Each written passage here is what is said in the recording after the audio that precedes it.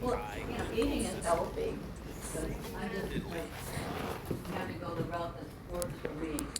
King Tony said, I'm buying And push. I understand that. I would That's what you heard. love I've to been in the learn a little market bit going more down, about the which is fine. vegetarian I, lifestyle. I want to know what you guys are But I buying. There hate is no right vegetables. or That last wrong part just answer. bothers me. Bulls make money, bears Oh make boy. money, I always tell people, pigs I get had such a slaughtered, sweet tooth.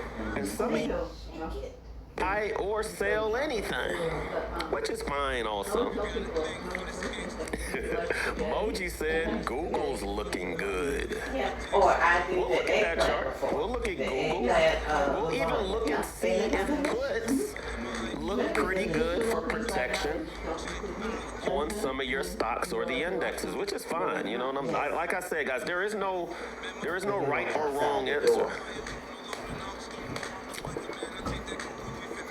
King It's this Tony guy we says follow, and he comes on sometimes on Saturdays and he's Sundays. interested in AI We're related investors hardware, and trying to do a little energy. trading. So Looking he at has that AI knowledge. data center companies that Oh, we've all been investing in. Some of my we're trying to favorites: get there. CoreWeave, Arm, Arista Networks.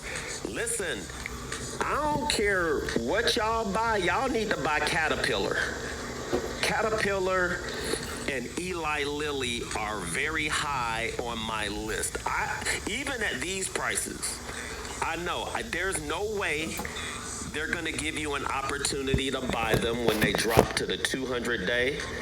But you guys need to buy them when they drop to the 10-day, 20-day moving average. You just got to hold your nose and just buy them. And if they go lower, you can buy more. What's up, the artist? What's going on? It's JoJo. JoJo is here. I love your name.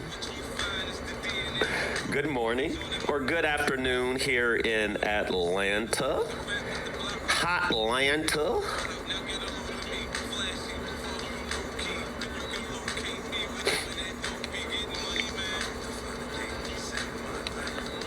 I'm just going down the line. Yachty Travel said, hello, people. Hello, investors and traders out there. Thank you, Ray, for following me.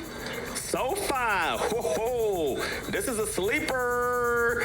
Everyone, listen, if you want to buy, listen, guys, bank stocks have been, oh, let me get this off my screen. Bank stocks have quietly been going up in price. If the Fed, we got a new Fed chair, if the new Fed chair decides to raise interest rates, guys, the banks are going to benefit from it. If we can get this housing, guys, there's a huge housing bill, the biggest housing bill in history that was proposed to the president. And the president, like, guys, this was one of the biggest bipartisan bills. Like, Democrats were on board, Republicans were on board, and guess who wasn't on board? Yes, your president. The biggest housing bill ever was about to get signed, and your president said, nope, I'm going to hold it hostage so I can get this other bill signed. That's what we dealing with. A master negotiator for his constituents. If his constituents don't get what they want, we're not getting this housing bill.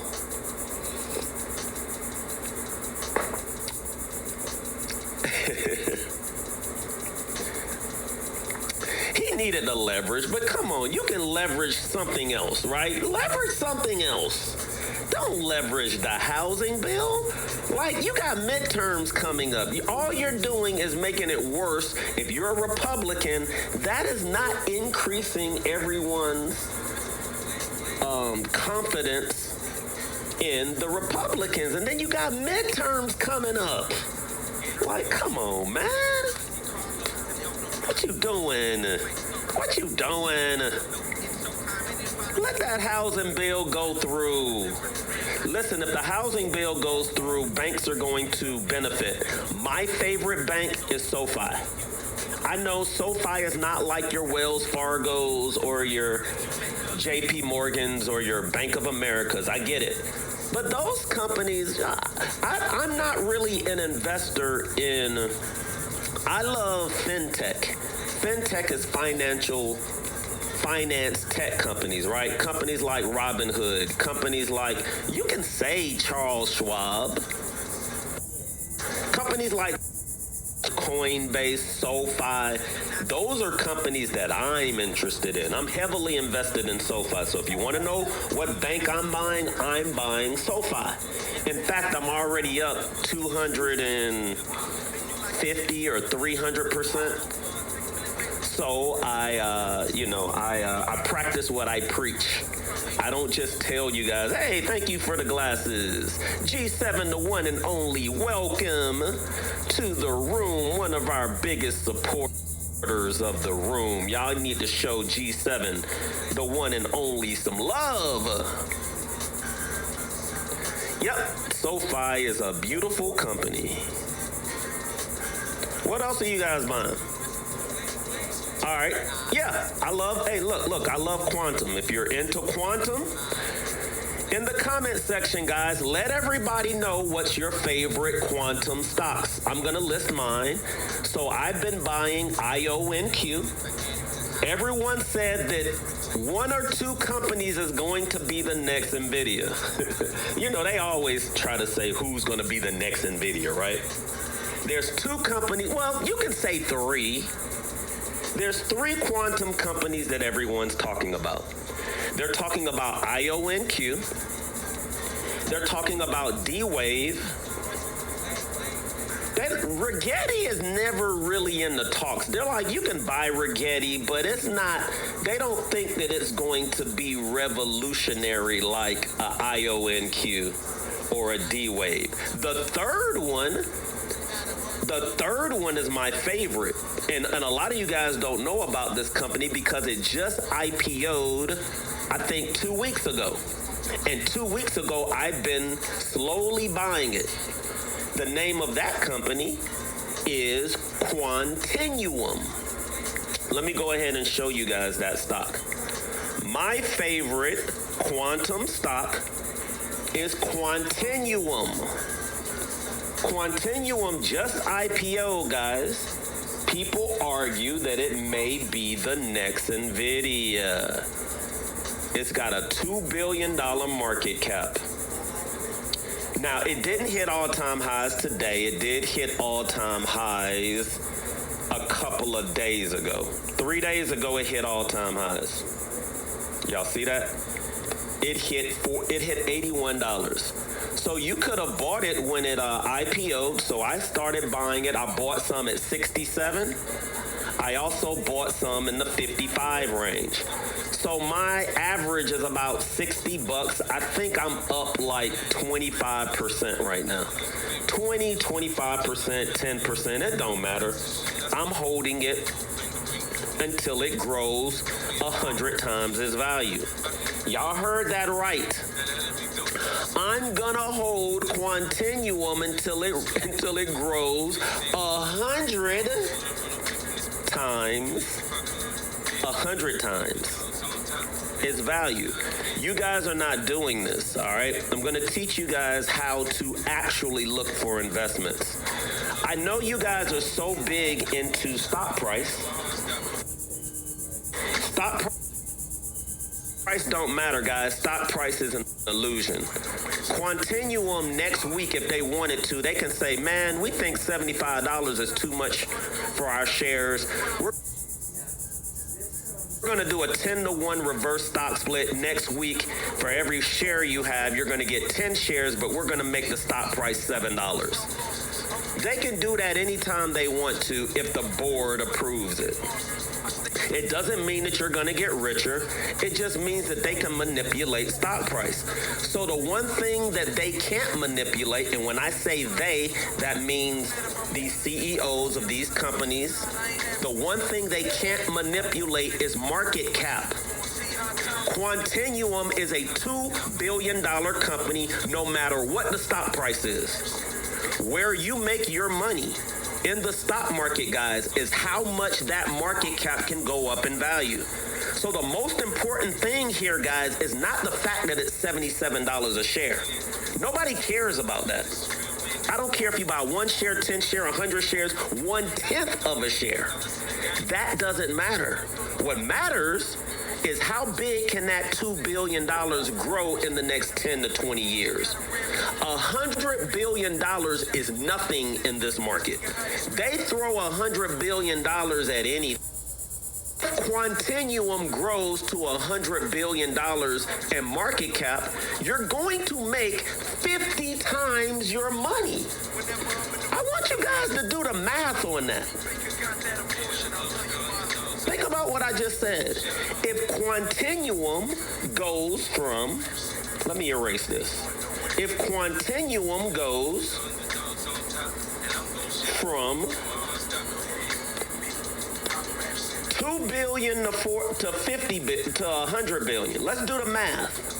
Let's say today it's $2 billion and you invest $1,000 into Quantinuum.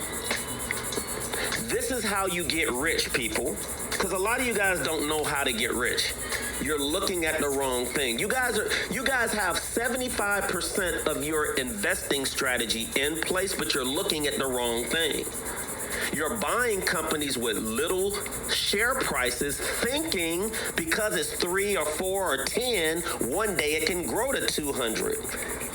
That's not the case. It's the case, but sometimes you guys luck up, sometimes you guys don't. That's why a lot of you guys aren't making money in companies like Ford or General Motors, because you're looking at that $10, $15, $20 stock price thinking that's cheap, not realizing that the company's already $50 billion and it's not growing. Quantinuum is a growth company because the whole sector is young. So if this sector ever matures, that means they're gonna be leaders in this sector. We all know that leaders in any industry across the board, it doesn't matter if it's retail, it can be tech, it can be AI, it can be real estate, it can be anything, it can be healthcare. The leaders are gonna be at least $100 billion if they're doing well and they're profitable. They're going to be worth about $100 billion or higher. The fact that Quantinuum is attached to AI, that means they have the possibility, this is skepticism, guys, at its best.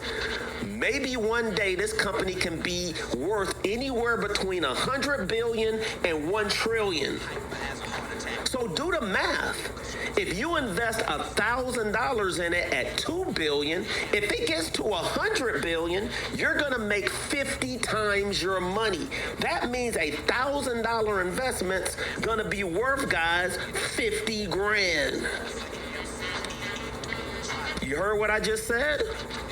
You guys are not doing this. And I'm not telling you guys to do this with quantum stocks. You should be doing this anytime you're investing. If this company, for some odd reason, goes to $1 trillion in market cap, do y'all know that $1,000 investment is gonna be worth 500 grand? That's how you get rich, people. That's how you get rich. But you guys are not looking at the end numbers. You guys are looking, you're doing your part, but you're missing one small, big piece. What can it grow to? So, if I was looking at quantum stocks right now, I'm going through the whole list like, well, how much is that one's worth? And how much is that one worth? IONQ. Think about this, guys. Quantinuum, who people argue could be the next biggest thing, is $2 billion in market cap. IONQ is $18 billion. Think about that. It's already 9 times bigger than Quantinuum. You know why? Because everybody knows about IONQ. No one knows about Quantinuum yet. They will. And when they do, they're gonna push it to 18 to 20 billion really, really fast. And I keep telling you guys this. It's not on anybody's radar. The CEO of Quantinuum, and this is not financial advice, I'm just telling you guys why your boy is loading up on it. Your boy is loading up on it because I know how this company gets into Reddit and the mean people hear about it. They're going to say, hold up, the CEO of Quantinuum used to work at Intel for 25 years, and now they're working at Quantinuum. Quantinuum is just a subsidiary of Honeywell, an established company. Why is nobody buying this? Because nobody knows yet. That's why. But your boy does.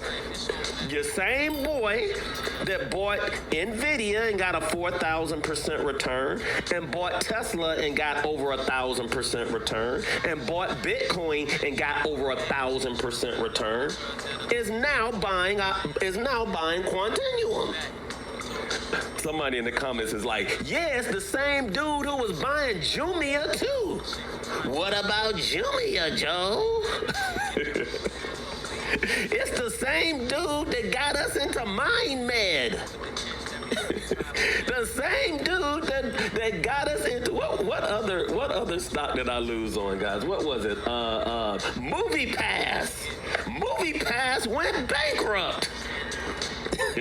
Listen, y'all know I'm a good salesman, but y'all know when I get hype, I get hype. But that's how you make speculative plays. You don't put all your eggs in one basket. But what if? You know, I would say this, guys, for every 100 stocks I buy, I would say maybe 4 of them will lose money and 1 of them would be a bust. So for every 100 stocks that I recommend, 1 of them will be a bust. I'm cool with those percentages. Some of my biggest bust, Jumia, which I still think one day is going to be that company.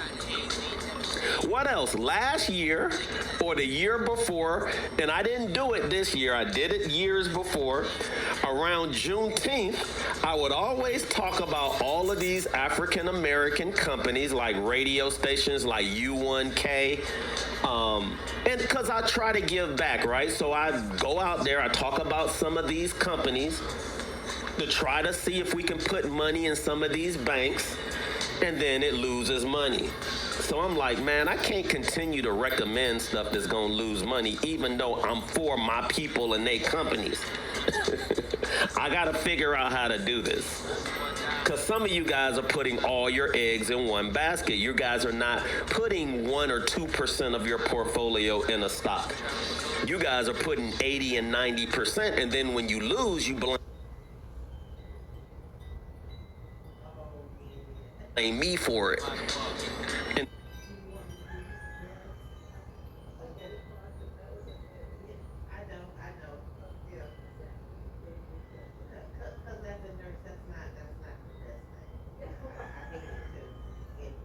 It's one of the larger ones that's out there, right?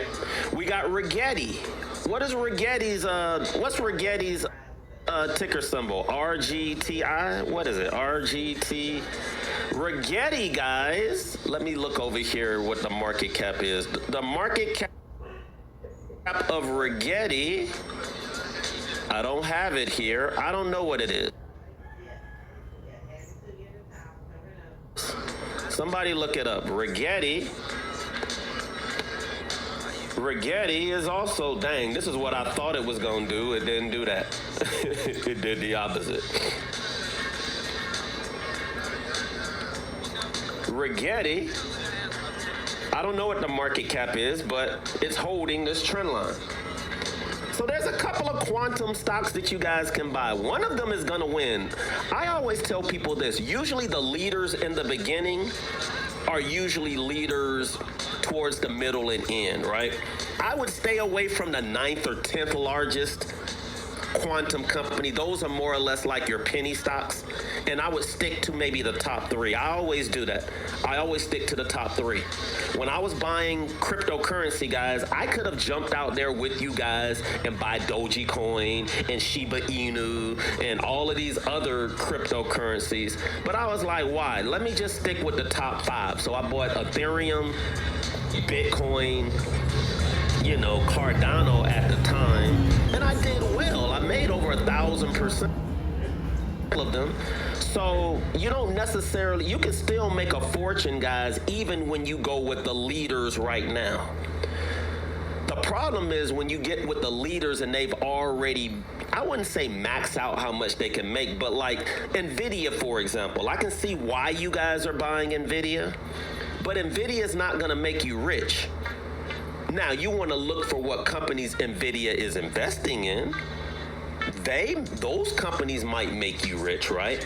But NVIDIA is already $5 trillion in market cap. When it's all said and done, you might be able to get a 10x, which is a $50 trillion company out of NVIDIA, maybe in the next, I don't know, decade, maybe 20 years. I don't think NVIDIA grows, well, I know NVIDIA is not going to grow the way that it did the last 10 years. Most of you missed out on that move.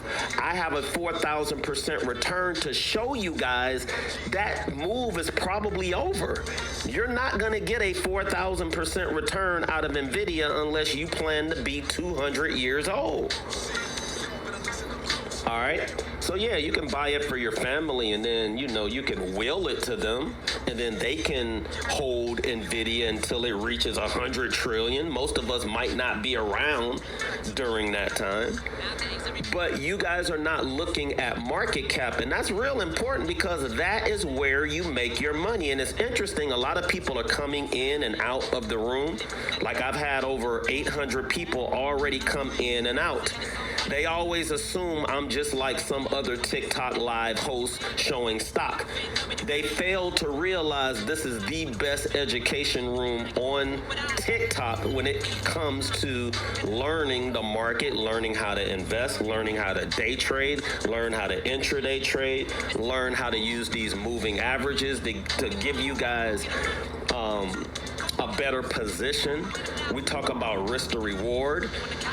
I don't just talk about what I like to talk about what you guys want to talk about in the comment section. And it sucks because some people come in, they get judgy eyes, they see young black man and they leave. That's their loss. They have no idea that it's the comment section.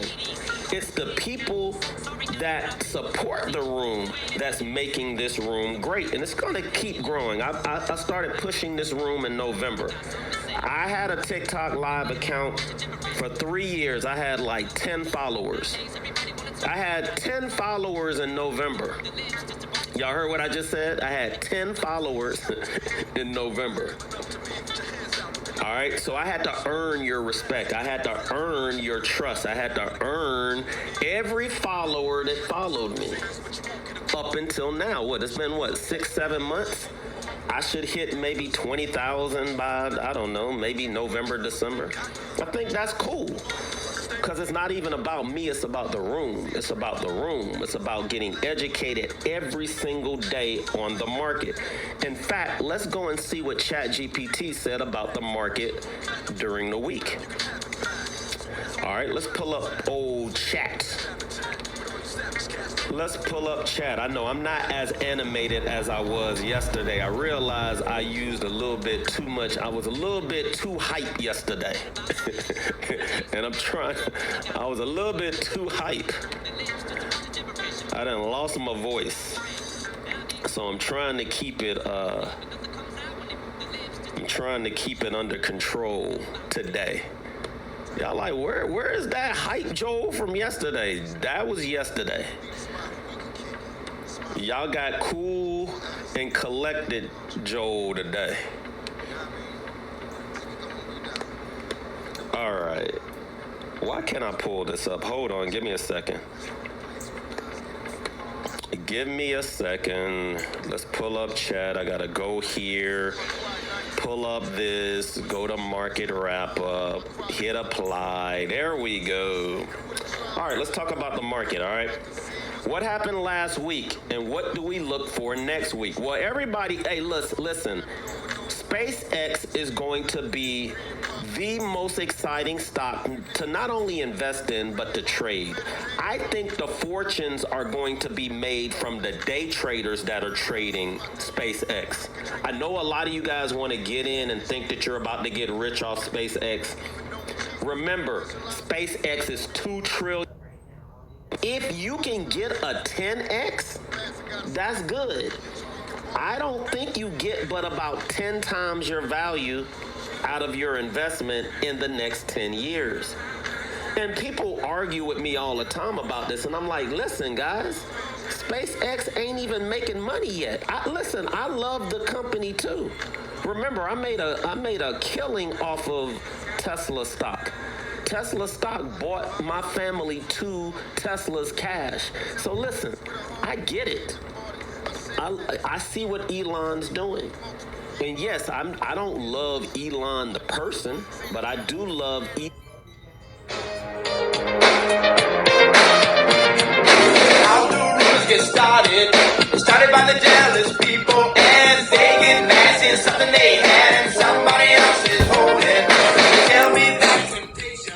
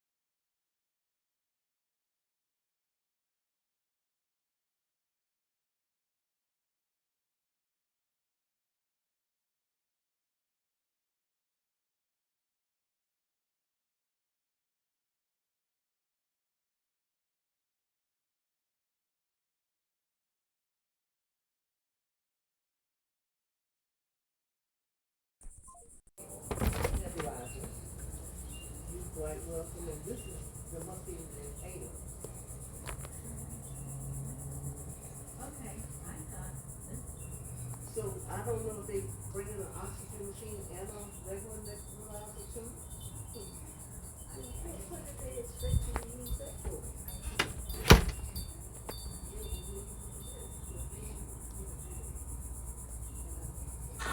And the market's like, dang, we ain't mean to hurt your feelings, Micron. Micron's like, yeah, look at my earnings. You see how much money I made last quarter?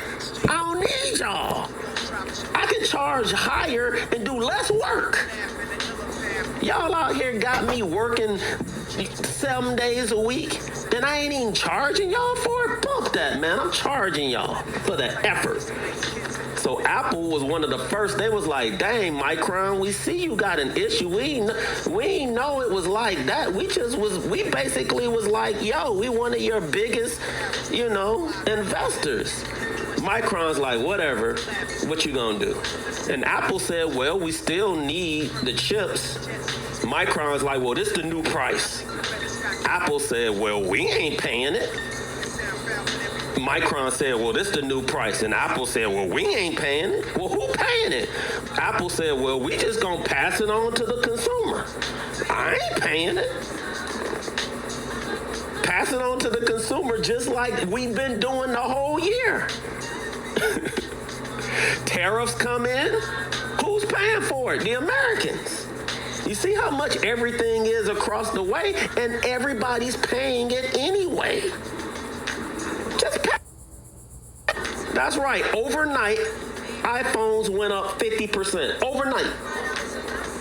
Not because Apple was like, hey, we think we should raise this so our margins.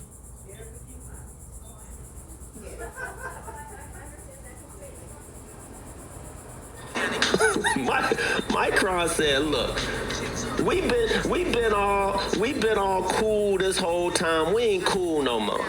Y'all want to make this about money? All right, we got a high demand for these storage chips. We charging. So you know who else said they gonna start charging more? SanDisk, Western Digital. They was like, well, if Micron raises their price, we're raising our price too. It's only 3 companies in the world providing all the storage for everything. And now the market's like, yo, we need to have a meeting with these cats because they pissed off now. I said, and that's what y'all do. You getting the best thing since sliced bread, but what do y'all always do? You make people feel like they have to do it for you. They ain't gotta do that. They ain't gotta provide these storage chips for y'all. Y'all understand supply and demand. They was like, well, bump it. We raising it 10 times. What you gonna do about it? We already got your money. What you gonna do? You gonna ask for your money back? Get out of here. And Micron stock just going through the roof. Going through the roof. They have pretty much a monopoly. And it's funny because it's 3 companies taking all the money. 3 to 4 companies.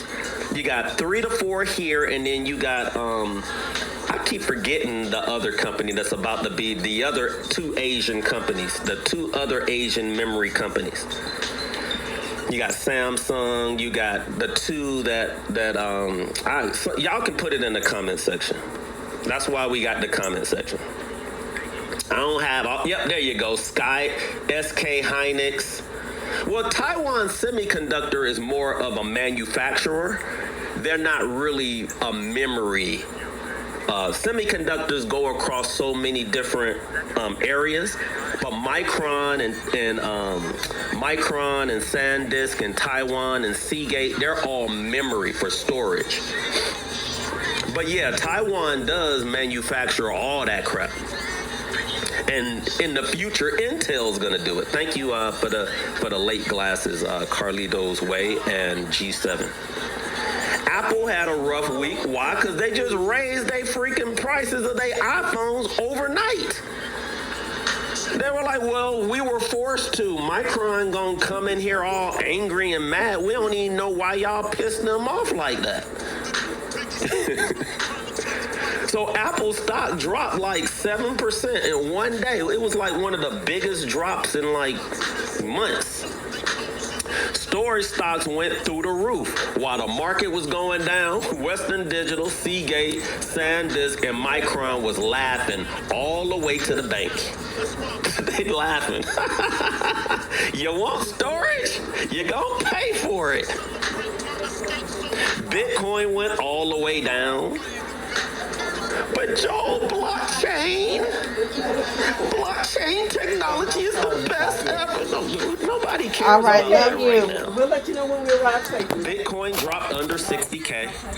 All your crypto folks, Okay, where no they at? rush, no rush. Where all the cryptologists? And you They said gone. the one They you gave me hidden will somewhere. grow like this one here, right? In denial. Awesome. We told you this was Yeah, gonna happen. I'm gonna put it out there. Listen to your elders. We know. Well, I'm a gonna little leave bit it about like you something. say in Florida. All right. In order for us to make money, guys, in this game, the young. Yeah, I'm gonna put it up in the have to front. have a Oh, voice. the plant. Now We listen, need to young put it behind people the out seat. there. Okay. Yeah. We listen to you, right? We are the ones that fund your ideas. We have to listen because you got to present your case so that we can fund it. We can fund it.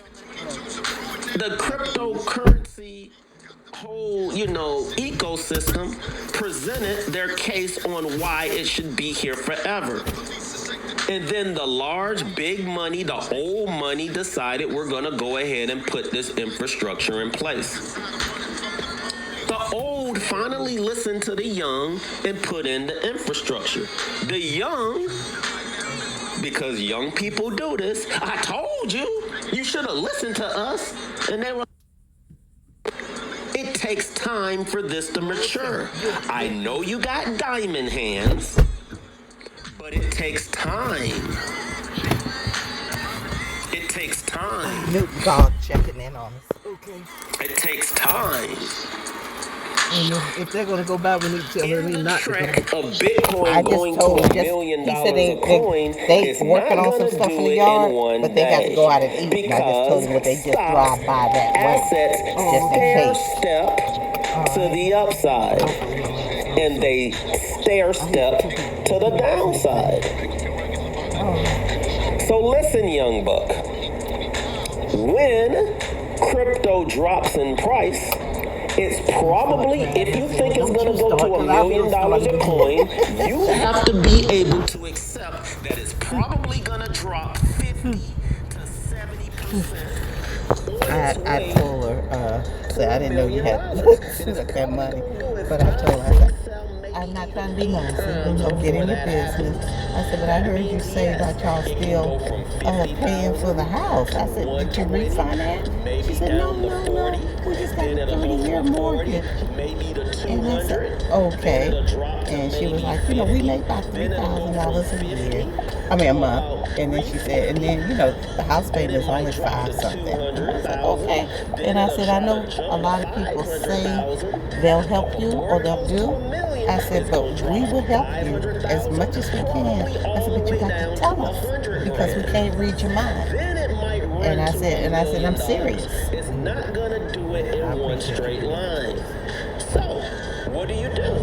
You either say it's probably gonna drop 50%, I gotta stomach it, maybe even buy more, or accept that it's going to happen. But y'all ain't willing to accept it because you ain't never seen nothing go up 1,000% and drop 70%. And I didn't go and get us no coffee because I wasn't coming this way. Yeah. But Listen evil to your place. elders. It's not if it's going to happen, guys. It's when. When it happens, don't sell it all. We're probably near a low in Bitcoin. But historically, Bitcoin has dropped 70% from its all-time highs before it grows 300, 400, 500%. So where are we right now with the 120? We're like 59. I keep telling For that inhaler thing? 70% off is in the Oh. 40 The range. lady said it'll be a Wouldn't you 3-month love supply, to so buy that's why I something didn't for 40,000 if you've never invested in Yours Bitcoin cost you? and it goes to 120? No. That's $30 or $40. Then you're gonna be I up don't, to be honest with you, I don't know how much it costs. I get mine now from my mother. Oh, That's what she was asking me about, so I just, I'm going to get it from her. Even a 70% drawdown because you're still going to be in the profit. If you're getting in right here, Coffee, it might drop, another 25 or 30%. I feel like near a bottom. 40,000, 38,000 is kind of what I'm looking at. If for some odd reason the market decides to do something and we drop even lower, if something like that happens, then we can drop to 24, 25,000. All it's going to do is make it even more enticing for people to buy it, because all they're looking at, if you're an investor, if you're a true investor, yeah, you're thinking about the $1 million it can go to. But So I'm just concerned because, Richard was so adamant about wanting to work, and it's just, I buy it he for makes me a 25, little I can make a 400 or 500% return without it even going to $1 million. Wouldn't you rather invest in it when it goes lower? Because the lower that it goes, guys, the higher my percentage is going to be when it goes higher. You got to think like an investor. What number is going to if I want to talk to my crypto people that's never bought Bitcoin ever, I want you guys to give me a realistic number. Don't tell me $1. If you never invested in cryptocurrency, that's why you got to have rooms like this and talk to people. If you never bought cryptocurrency ever, or Bitcoin ever, what price would Bitcoin have to drop to for you to say, I might buy some? What is that value? And I only want to talk to the people that's never bought Bitcoin, if we even have any in this room. If you've never bought, what price would you say, man, I actually might think about buying? And I'm not saying buy 35,000 of it. I'm saying you might want to invest $100 when it get there. You see these numbers, guys? These are real numbers. And these are the people that's going to make it go to the next level. So you got to listen to what they saying.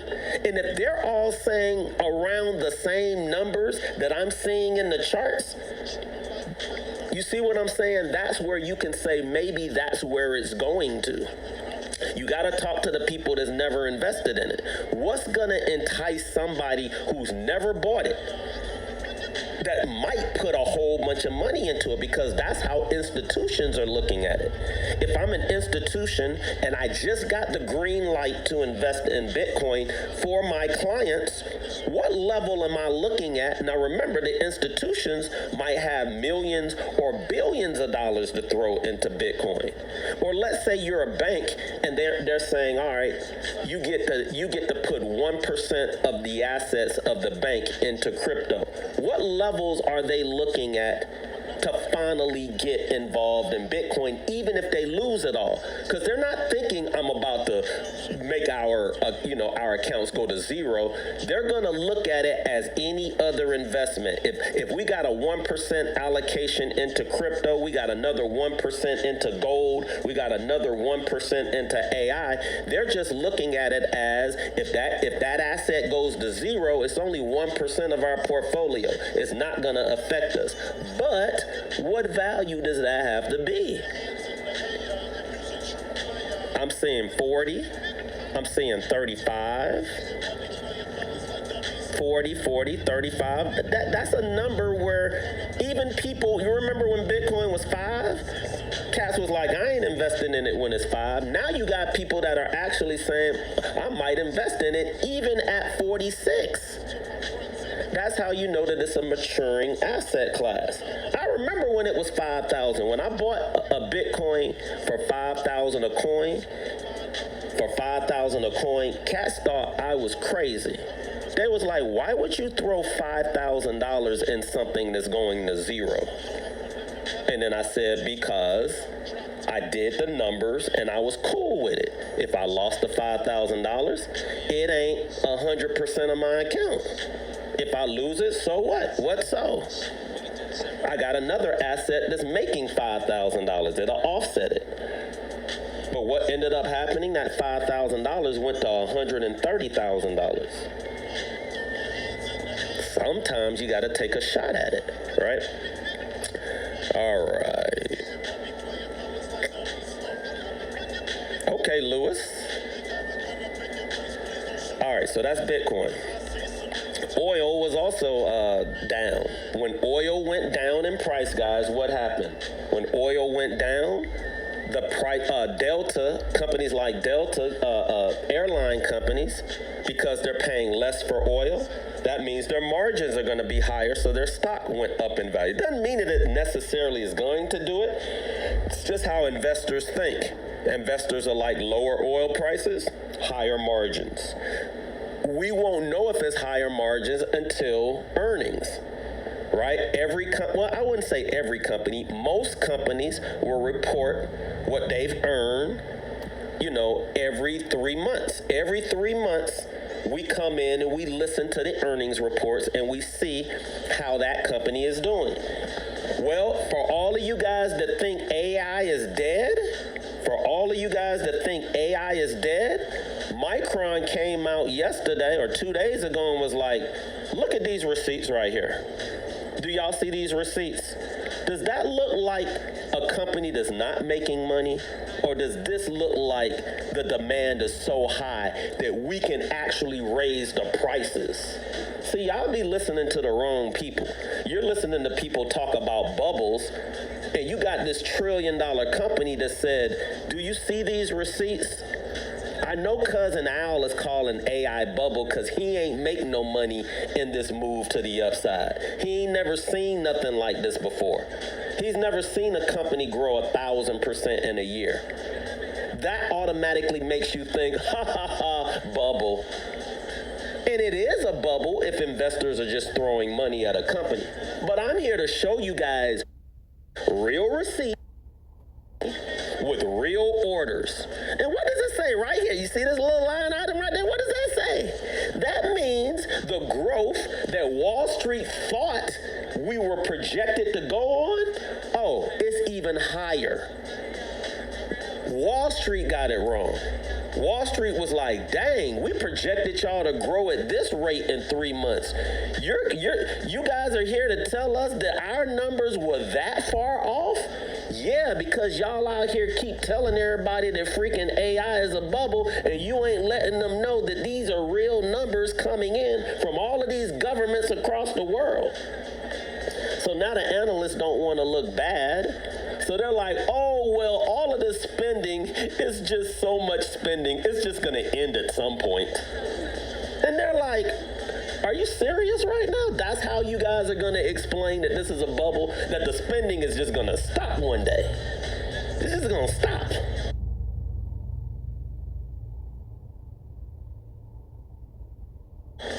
Have you seen a data center yet? How many data centers have y'all seen? I think they're supposed to build 300 or 400 in Georgia. They're so behind in building the data centers, guys, that they're panicking. They're panicking because there's not even enough companies out there to produce this stuff. What, are y'all going to stop using AI? Are these companies, every company that's using AI, have y'all listened to the earnings report? And this is for my bubble people that only listen to doomsday people. Have y'all ever listened to an earnings report? Have you listened to what they're saying? Every company that's using AI, what is the CEO doing? They're like, yo, this is the most ridiculous thing I've ever seen. Not the technology, guys. They're like, we are saving so much money by using AI because we were using all of this extra money to hire these certain people to give us this information, and we're getting this information faster, more efficient, and it's not costing us anything. Our margins are going up so much, it's reminding us during a time where we were having the internet boom. That's what they're saying. The CEOs are like, we're projecting how much we're going to make each quarter, and we keep beating it big time because we can't fathom how fast this is happening.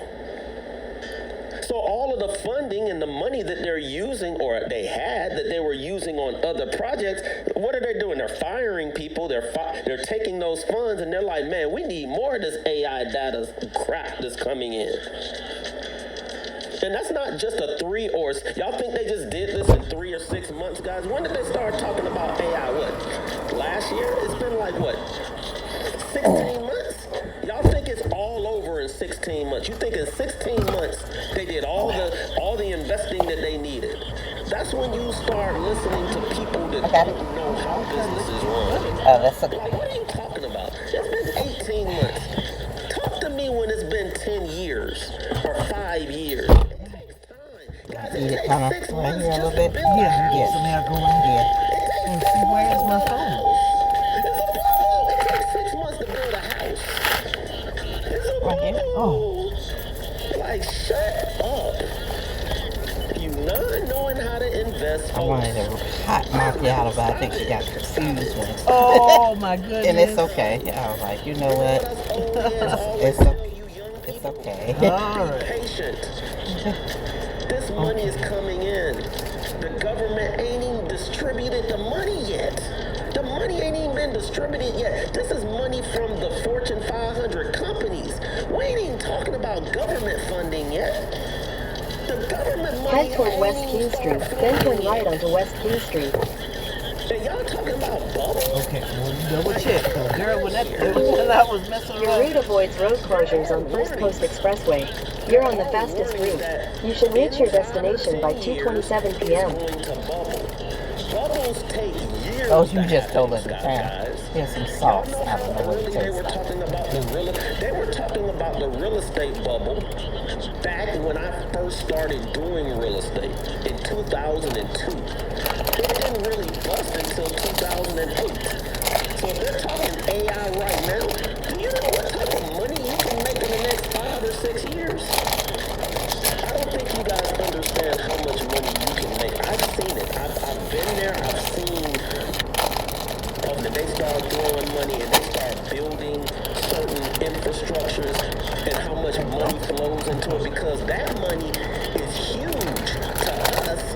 You know, it doesn't seem like a lot, but just that little bit of movement and you investing in it will make you a fortune. It might not seem like a lot to them, but it's a fortune to us. I forgot about them. And that's where you guys are losing out on. You're losing out on the noise about what's coming instead of investing in the things that's going to create the bubble. You make money in bubbles, guys. You don't make At the money stop in sign, depressions. turn right onto West King Street. I know y'all think that, right? No, Joe, you make all your money in depressions. No, you don't. Things go down in price, then you invest in them, and then 15 years later, your investments in the depression make money. I get that.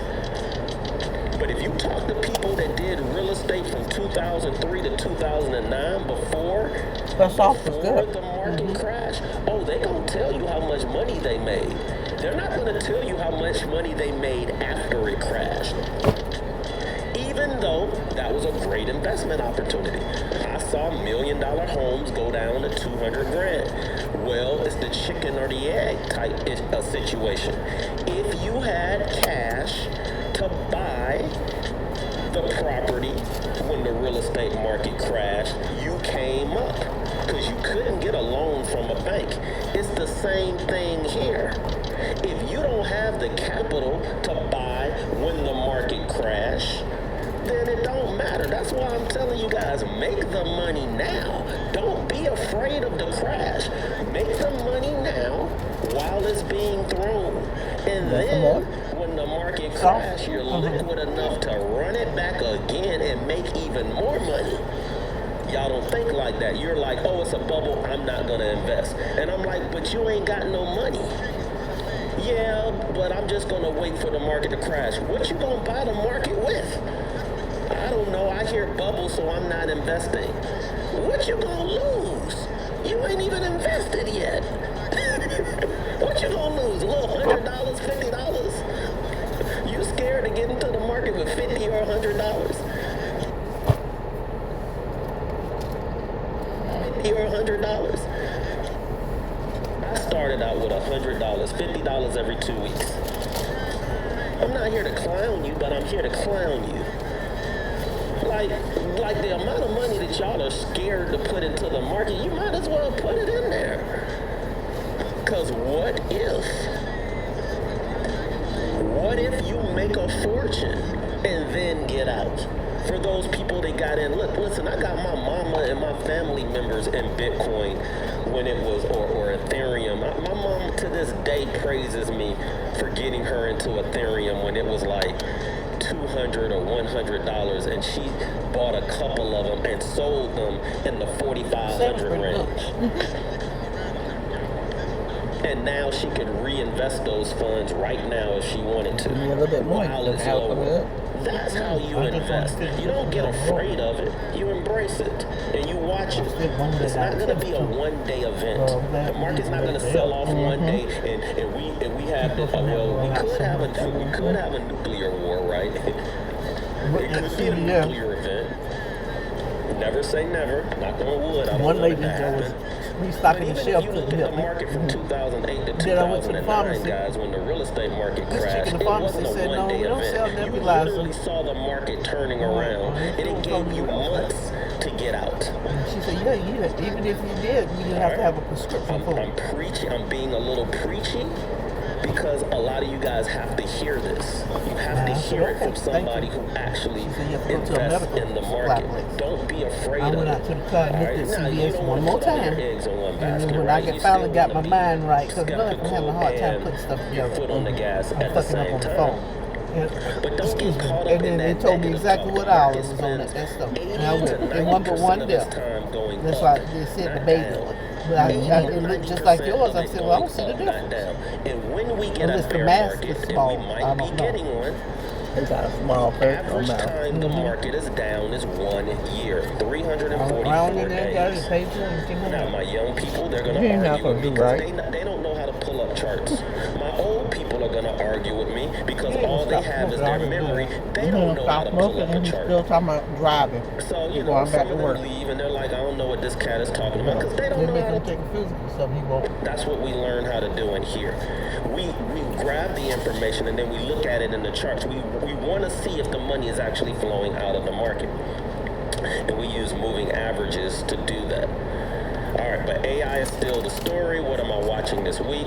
You got your jobs report coming out this week, but you definitely want to watch your Nvidias, your Microns, your Apples. Take a look at Eli Lilly, guys. Eli Lilly.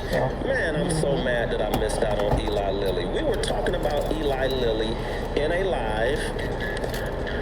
I was even talking about it with my wife. I was talking about Eli Lilly with my wife, and I was like, we have this, like, all of this great information just came out about Eli Lilly. And I said, why is Eli Lilly stock not going up? I don't understand. I don't understand why it's not going up.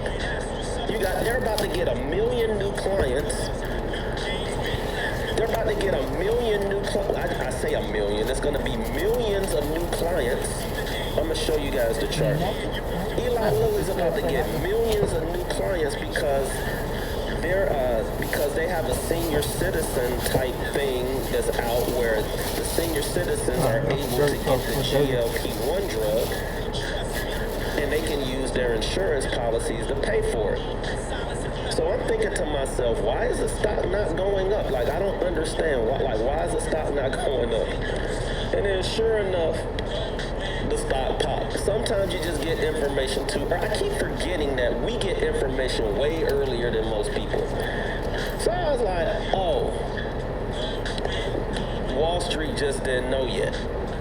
This is how I feel about Quantinuum. Sometimes you get it, sometimes you guys get to a party real early. Y'all ever done that?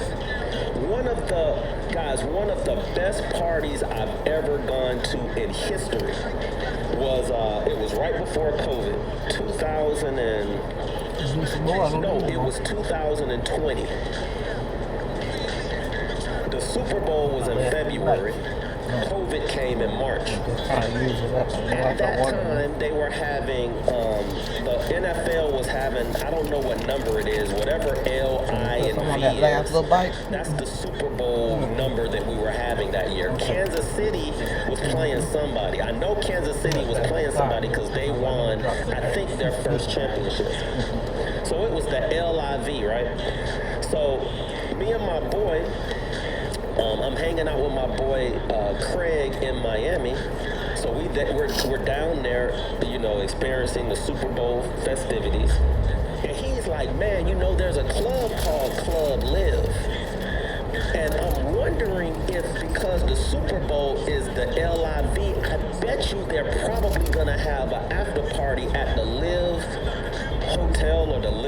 whatever, because it makes sense, and that's like one of the most popular clubs at the time. So me and him went to the club at like 10 o'clock. We paid like $100 each to get in. So we get into the club, it's nobody there. Like we walking around and I'm like, dang dude, we done picked the wrong party. I'm like, how are we at the Super Bowl and there ain't nobody at this party? So we just sitting there hanging out, just chilling. And then all of a sudden, guys, the place got flooded. The moral to this story is sometimes you You get need to ahead wipe of your the hands crowd. off. Love is over there on your side. I ended up experiencing one of the best parties I've ever been in my life.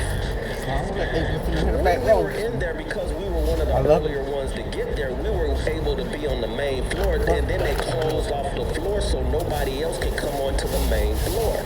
Y'all know who was all on the main floor? Lil Wayne, 2 Chainz, like all of these different artists. They rolled it off, and this back area was the whole Kansas City Chiefs team. I'm out there dancing with the Kansas City Chiefs team, like all of these artists. They're like doing whatever they want to on the floor.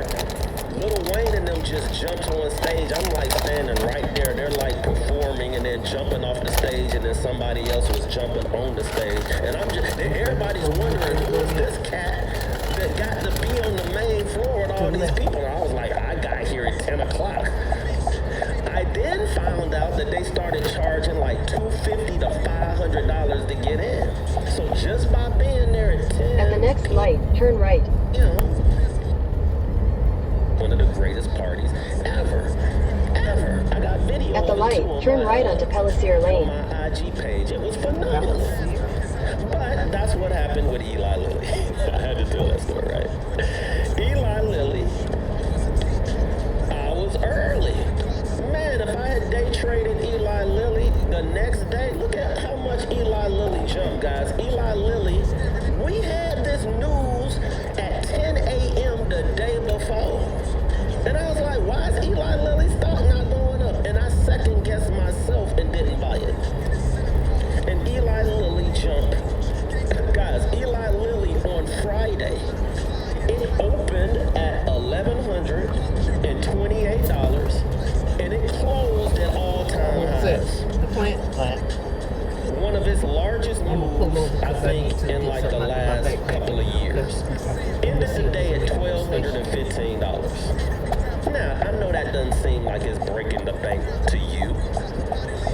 But even if y'all know y'all can day trade now, right? You know, if you got $2,000 in your account, and this is not Head financial toward Eastman advice, Street. you know I need to pick. that if you got $2,000 in your account and you're trading on something like Robinhood or Thinkorswim, you're able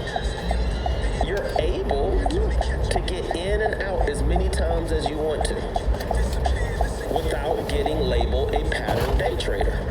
You can get in and out, in and out, in and out, and you buy this for $1,100, get out after you make $20, get back in, make another $20, get back in, make another $20. You can get in and out all day long if you wanted to. You could have made $100, $200 a day. Look, you could have with $1,000, you could have made your $100 for the day. That's a Take this thing 10%. off.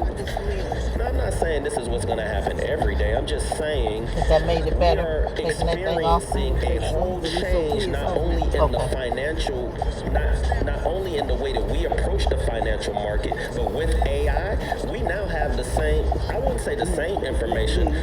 We have close to the same information that all of these big funds are using to see what's happening in the market.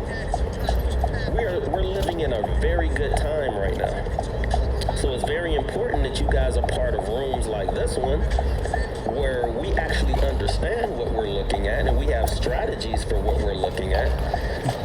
And it's not just about Joel and what his opinions are. It's about the other, 1,100 people that has come through this particular room. But yeah, that news came out Thursday early. Nobody took a bite at it. They talked it over. The mutual funds and pension funds probably all all got together, and then they all had their orders in at 9:30 to buy up every share that they could find.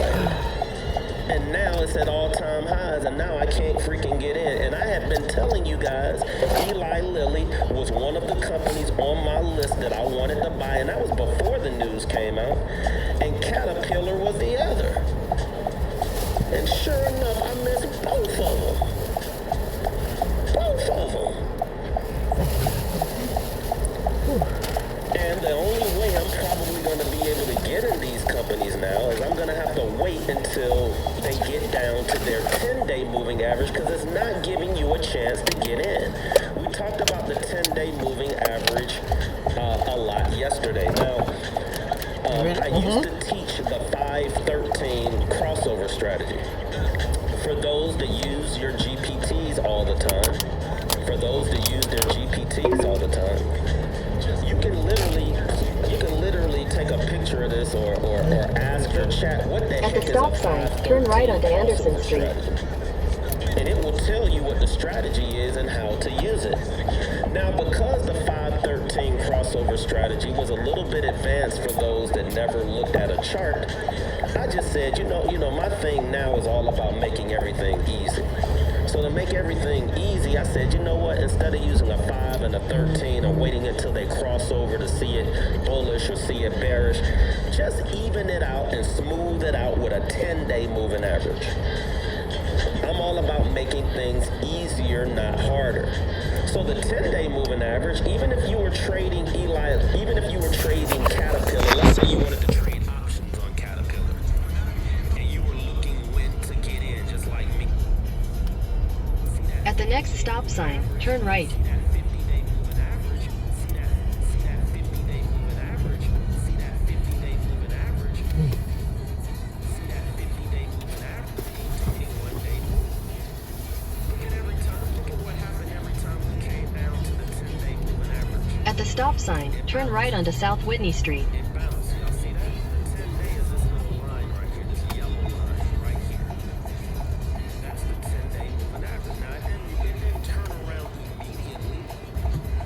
But if you're trying to give yourself 21, 30 days, you know, for this to turn around, sometimes you get lucky and you start making money immediately. Sometimes you might have to 1, 2, 3, 4, 5, 6, 7, 8, about 2 weeks before it starts to take off. Okay? If the 10-day moving average starts to angle down, you don't want to be around. Once that 10-day moving average crosses that 50-day and is up again, you can just keep running that bad boy over and over and over again. Over and over and over again. With companies that are bullish. Well, right now, Caterpillar is way up here in the stratosphere. Caterpillar is way up here in the stratosphere, so I'm not really trying to buy it on a swing trade way up here. If I want to buy it as an investment, I have a couple of opportunities. I can wait until it comes down to this 200-day moving average, but Caterpillar might not give you a chance to get in down here.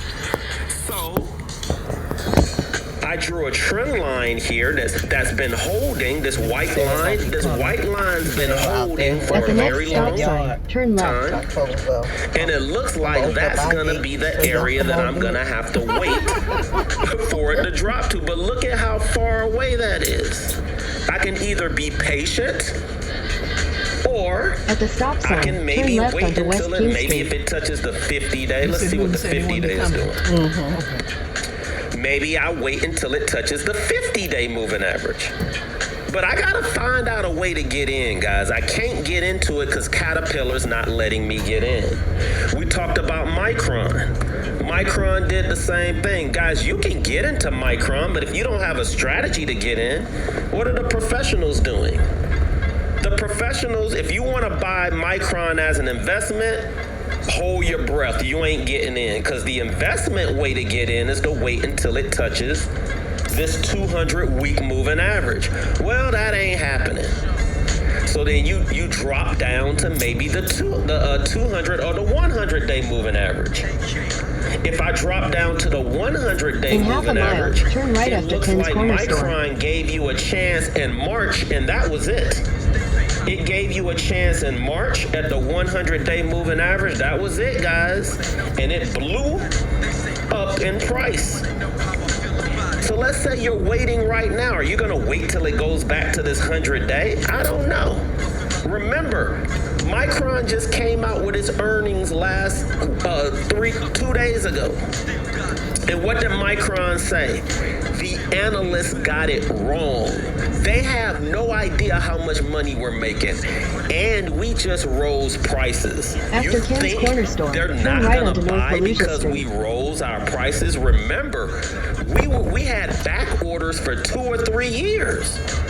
So even if we raise our prices and maybe let them jump ship and get theirs a little bit earlier, what's that going to do to our margins? Increase them. So cats is buying Micron because they're like, yo, they ain't slowing down yet. The analysts got it completely wrong.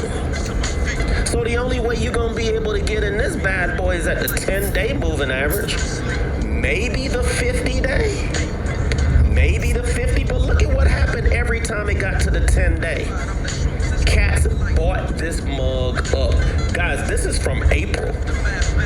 I'm not showing you guys something that's been happening over a day or 2-day period. In 600 feet Remind me at of the when traffic they go circle, in Panama take the City. second Much exit on room 4 Mile Road. between the houses, you know? While it was going up in price, you got to use something like a 10-day to get in. Otherwise, you're not going to be able to get in. It's not giving you the opportunity to get in. So where are we right now? Exit the traffic It circle dropped in onto 4 price Mile on Road. Friday. The 10-day moving average Continue on is 4 at Mile about Road for 2 miles. $1,000, guys. I'm about to put I'm about to create a alert. I know when it gets there, what Micron's going to zero. Micron's going to zero, guys. Micron just showed you its earnings report. And it said, you think we about to finally not make money? It hasn't touched its 50-day moving average, guys, since April of this year. Oh, Maybe we drop. okay, Remember, good. Okay. Micron That will makes give it you good. a 20 to 50% drop. Me personally, no way I'm buying Micron unless Micron drops at least 20%. So let's do the math. This is what you guys are not doing. Minimum, if I see that Micron hit $1,255, what is 20% of that? 20% of that is 25. No, is that right? $25? That's not right. 25% is $250. So if Micron drops 20%, guys, it's gonna drop from $1,255 to $1,000. Your Rita Guess Boys where Road closures on First $1,000 Coast is? Expressway. At the You should reach your 10-day moving destination by average. 2:44 p.m. I wouldn't even be thinking about buying this stock unless it's 25% down minimum. If you want to try to get it for a lower price, maybe 50% off, then you should have an alert at 600. Y'all know where 600 is? 600 will put you underneath this 50-day moving average. Here's the 50-day. The 50-day is at $802. 50% off At the is next going to light, be in the turn left. 750 range.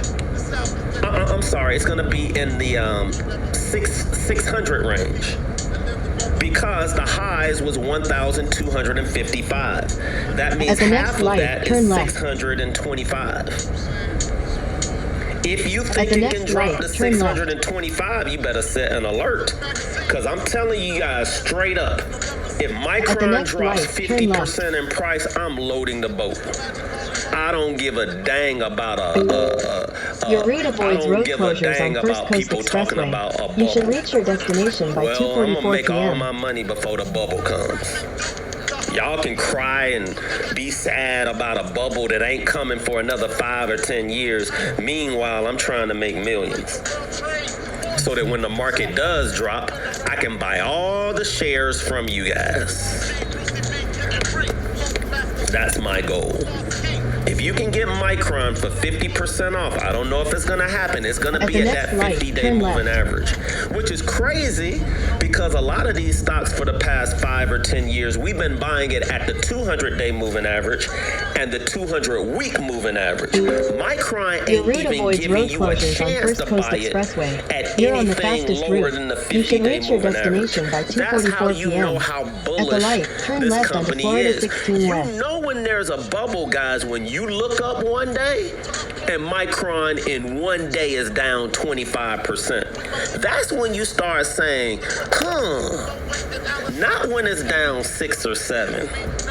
That ain't nothing to Micron. Not when you're talking about a company that can jump 15% in a day.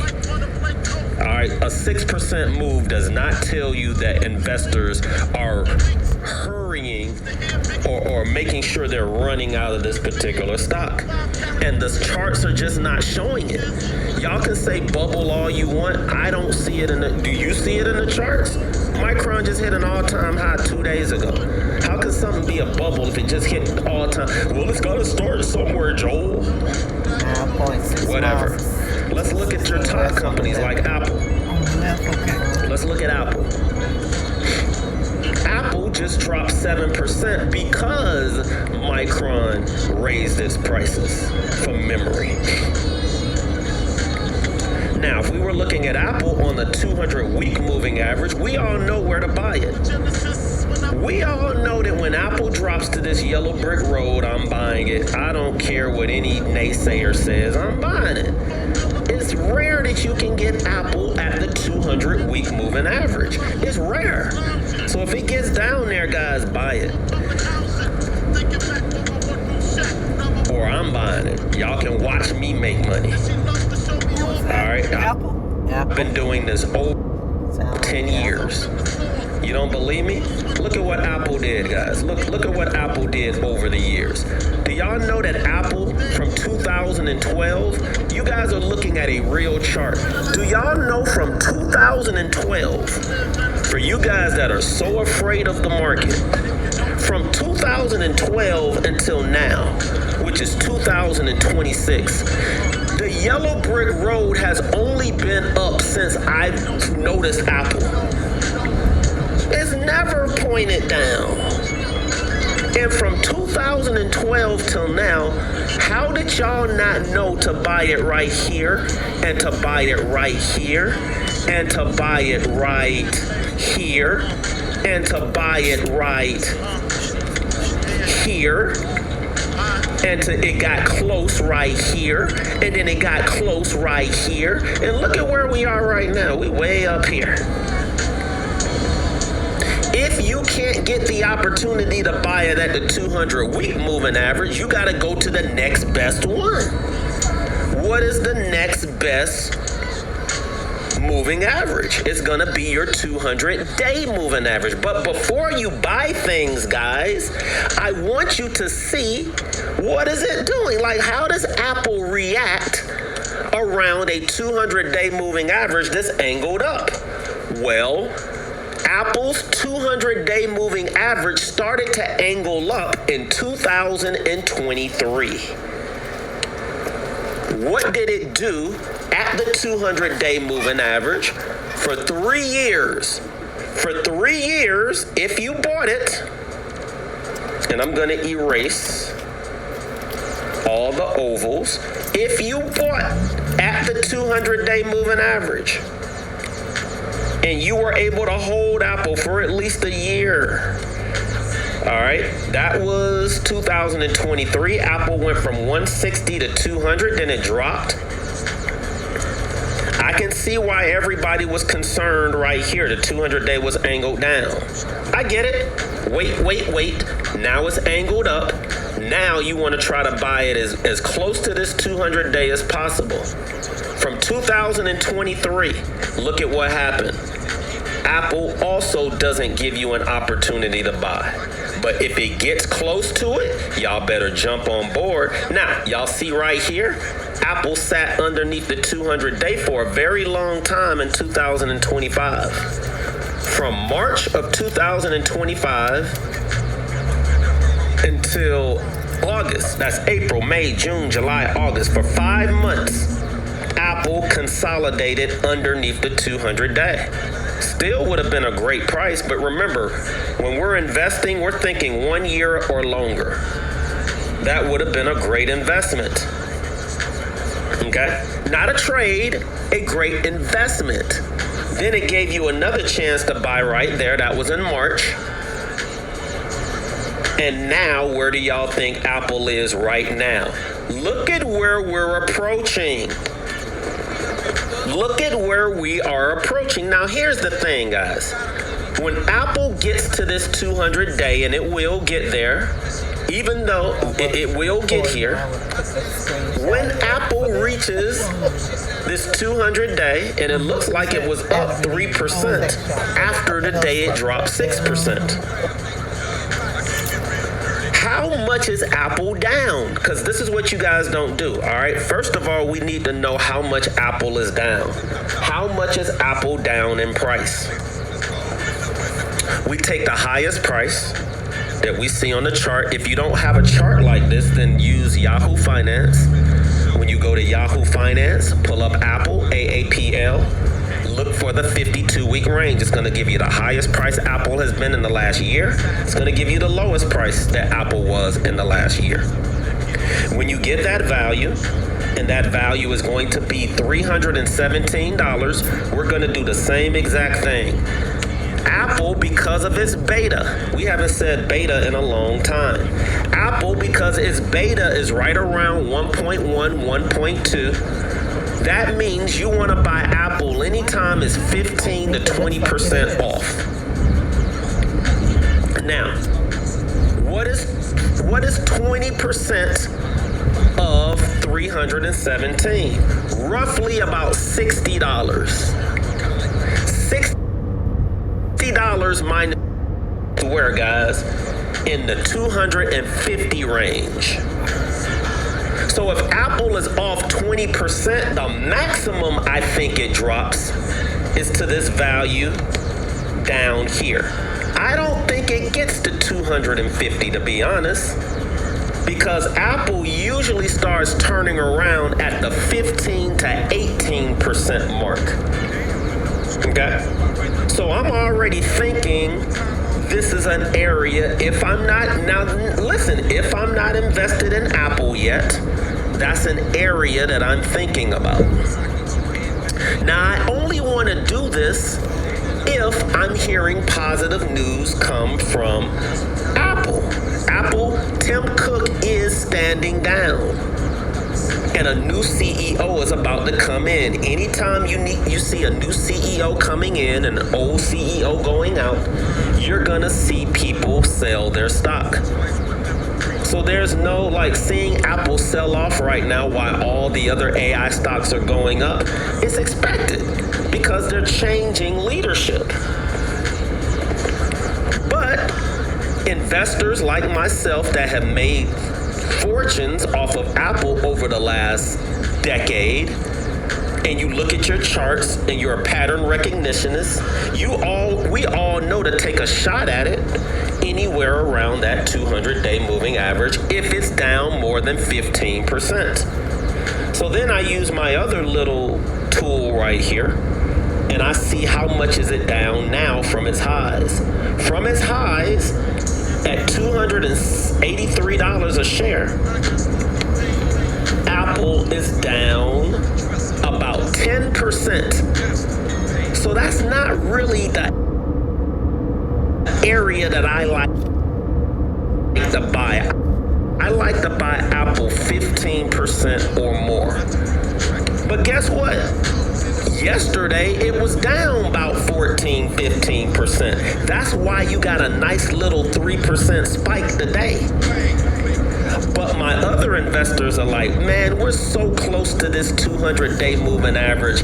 Let's just wait. Now, for you other technicians that are out there that are looking at Apple, you could have also used a Fibonacci retracement tool. So when we bottomed out at this 200-day moving average, a lot of technicians are like, look, I will buy Apple if we get a drawdown of about 50% of that move. 75% is gonna be the sweet spot.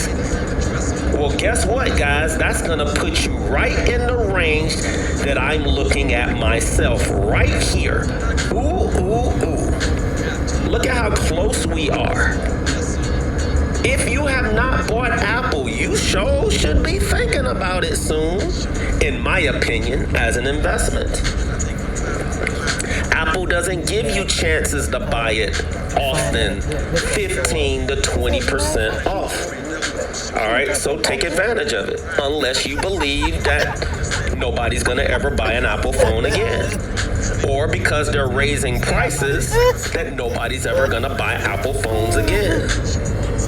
Now, y'all know that y'all gonna continue to buy your Apple phones no matter what price it is. Or they'll figure out a way to put you on a payment plan so that you can afford that Apple. Now, you know that's what they're gonna do. They're gonna come in and do a buy now, pay later. The phone is $3,500, but if you pay $200 a month for the next 17 months, and you guys will be like, yeah, because you know if I day trade and I make my $100 a day trading like Joel, I can make that $200 and I'll have money left over. That's how humans think. And then you force yourself to trade and it don't happen for you. No, it does happen for you. I'm going to be positive. So yeah, 270, Catherine, you calculated 270 to be that 15% area. Cool.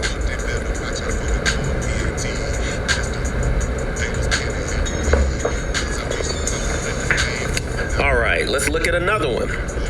Let's look at all the big companies that are out there. Let's look at Microsoft. Why is Microsoft so interesting for you guys?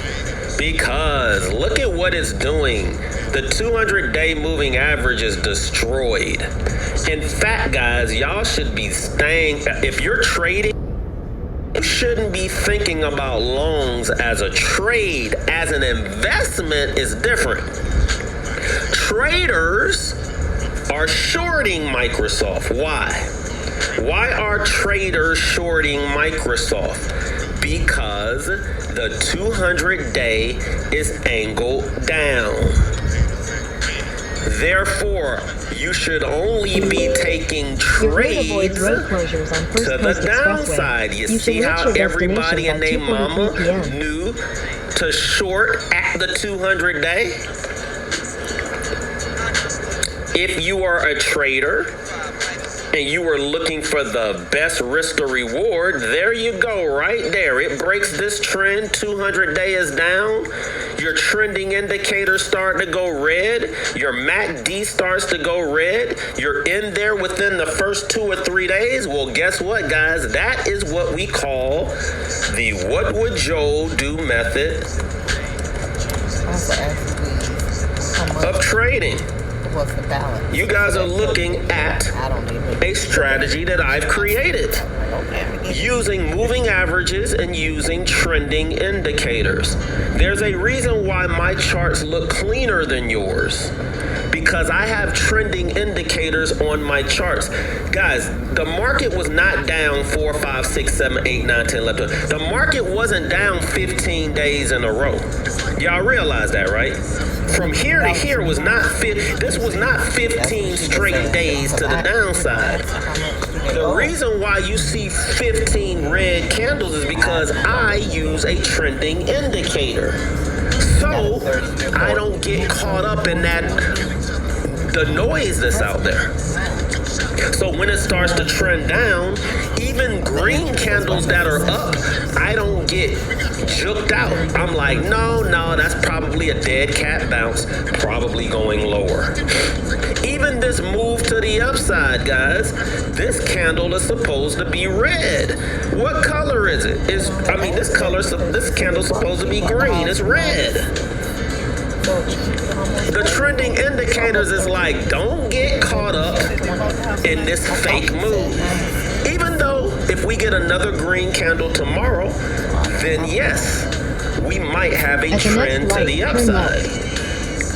I encourage all of all of you guys to use a trending indicator, because trending indicators help you see the trend. Y'all see this trend here? That was not 25 up days.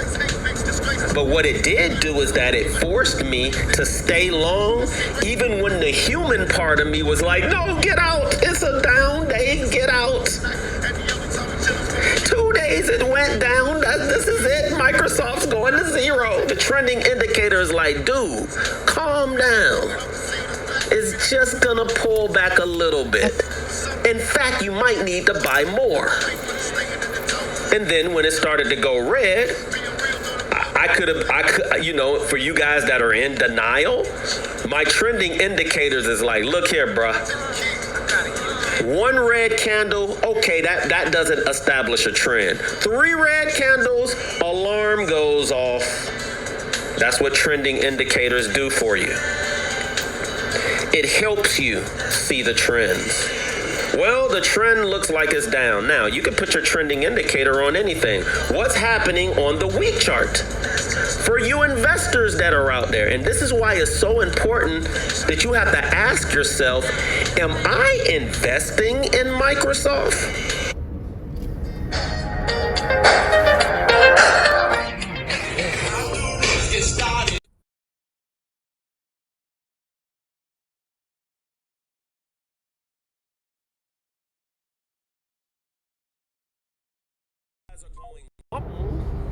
Because the investing chart looks good. And I'm like, you're using an investing strategy trying to trade. You're using an investing chart that looks great for an investment, but you're trading. Why are you using an investing chart to trade? Because that's what most of you guys do. Because these old educators that are out there, when you first become a teacher, the very first thing you do, a top-down analysis. Anytime y'all see a teacher start talking about top-down analysis, run. And what do they encourage you to do? They encourage you to look at 3 time frames. I need you to look at the month chart, the day chart, the hour chart, the 15-minute, the 5-minute, the 1 minute. And when they all line up like Voltron and you got the power, then you go long. The worst strategy I've ever heard in my life. I'm like, you're gonna mix an investing strategy with a trading strategy with an intraday strategy. And you're talking to investors, swing traders, and intraday traders. Cass is out here confused. Like, what? You should have 1 chart, in my opinion, maybe maximum 2, that you can use for your entries. 2 at the max. If you really want to be good at what you do, pick 1 chart for 1 strategy. I promise you, I almost guarantee you, you're going to be such a better investor, trader, or intraday trader.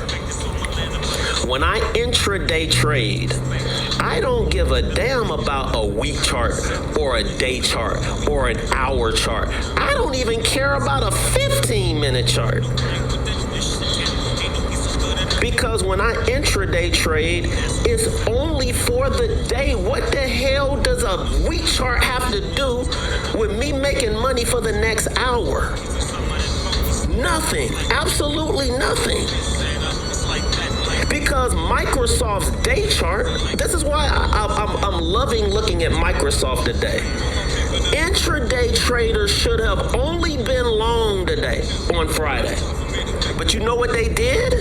You know why they weren't long? You know why no one was long? Because some teacher taught them to look at this chart. You gotta do a top-down analysis. And when you look at this chart, you're like, ooh, everything's going down. I'm gonna short today. Blame it on these teachers that don't show their statistics, they don't show their receipts, but they will charge you 10 grand for a class. This is going down. I'm shorting tomorrow. You wake up tomorrow, you put in your short order at 9:30, and then you lose. And then you blame everybody around you except you. Guys, what does this chart look like? Like, come on, man. You can't trade that? You can't trade that chart? If you can't trade this chart, you don't deserve to be an intraday trader. Period. It ain't nothing but green. Like, what are you doing? The VWAP is up. Everybody's buying it. It's going up. What are you doing? It's because you're mixing a swing trading strategy with intraday trading. Intraday traders don't give a damn about what Microsoft did yesterday. Y'all do. You terrible traders try to research yesterday thinking that's what's going to happen today. Microsoft can be up today, down tomorrow, sideways the next day, up day, down day. Intraday traders know this. You can't intraday trade off of what Microsoft did last week. Nobody cares. The only thing we care about is what's happening today on Microsoft. And Microsoft was up. I can pull up Thursday's chart. It might be totally different. What did Microsoft do on Thursday, guys? This is Microsoft's chart on Thursday. The complete opposite. But I bet you thought it went down because your day chart was down. The day chart was down and it worked on Thursday. Then you tried it on Friday and you're like, why didn't it go down? Because you actually thought it mattered. It didn't matter. And intraday traders know this. What matters is that VWAP. An investor, somebody came in this room right now and wanted to invest in Microsoft, and because I showed them this chart, initially, they ain't gonna buy Microsoft. They're the same people. Because the negativity kicked in. Not the negativity of me and what I'm saying. It's because their brain saw that this was going down. There's construction ahead. But that's a swing trading strategy. If you want to invest in Microsoft, you need to look at a chart that investors look In at. half a mile, take a What does slight that left on chart show Florida you? 16 Guys, west. this is from 2013. What does this chart show you? Does it show you that Microsoft's a bad investment?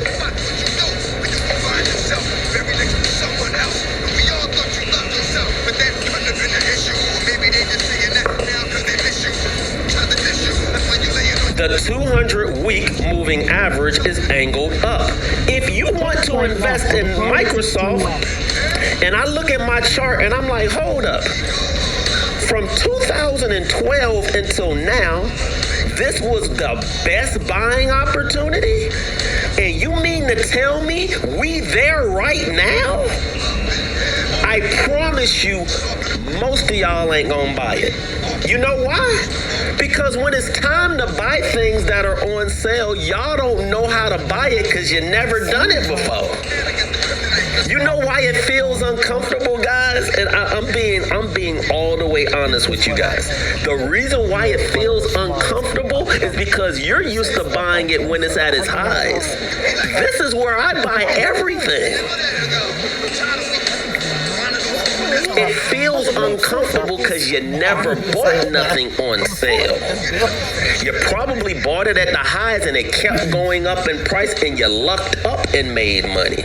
But have you truly bought something that was on sale that sold off? I would say 90% of you guys have not. Because that's how humans are. When it's time to buy, it's the most negative news you're gonna hear.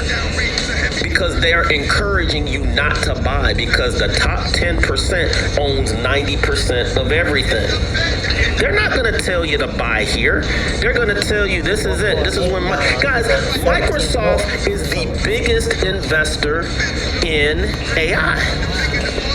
So why wasn't the stock at all-time highs? Think about that. Microsoft arguably is the biggest investor in artificial intelligence. It has a massive investment in Anthropic and in OpenAI. They're going to make a killing when these companies go public.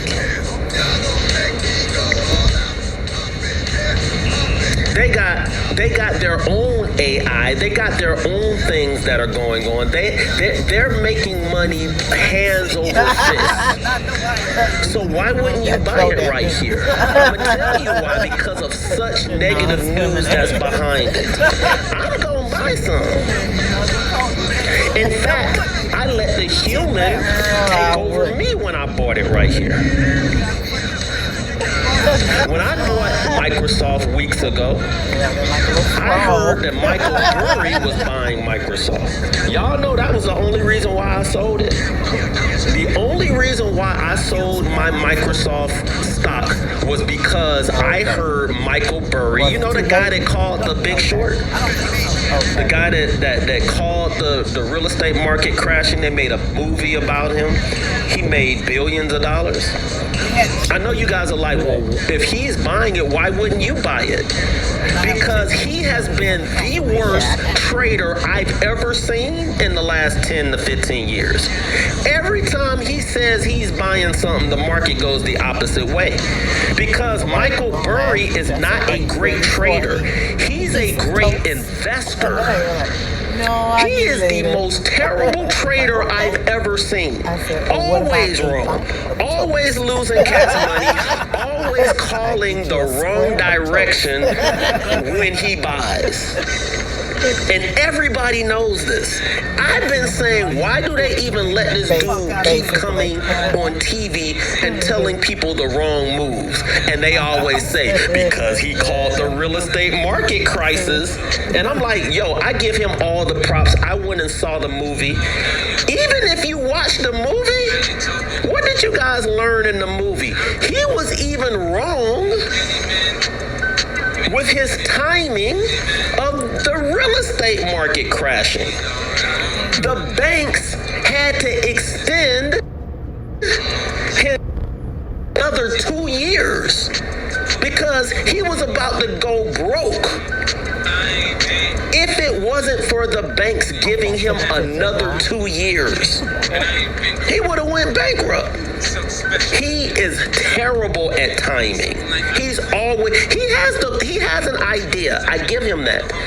One day this AI bubble is going to crash. But when he calls it, it ain't happening. Because he didn't even call the real estate market crash. He was positioned in it. He created convertible swaps or whatever the hell it's called. He made billions. But he was almost wrong. And because he was, I don't want to get racist, but because he was the right type of male in this industry, the banks gave him a line of credit to extend his time until the market actually crashed. But that dude is the wrongest wrong. So when he said he was buying it, I sold mine. I was like, I'm getting out. I've watched him be wrong for years. I was like, he bought some? Oh, I'm selling it right now. That's the only reason I got out. And guess what? It was a good call. Because where are we right now? Where are we right now? It was a good call. So now I'm about to get in. I bet you he about to sell his. It was a great call. At first it didn't look like a good call because it was going up. But now I can say, I told you, if that dude says he's buying, I'm getting out. If he says he's getting out, I'm buying.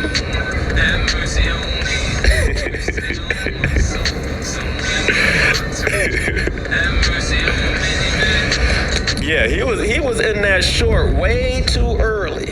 He can't time. He had, listen, the man is a billionaire. You can't fault him for that. But his timing is bad. His timing is terrible. He'll see something that's about to happen. Guys, the AI bubble is gonna happen. It ain't happening this year. It might happen 3 years from now, 4 years from now. It's gonna crash hard. we gonna all make our money before it happens.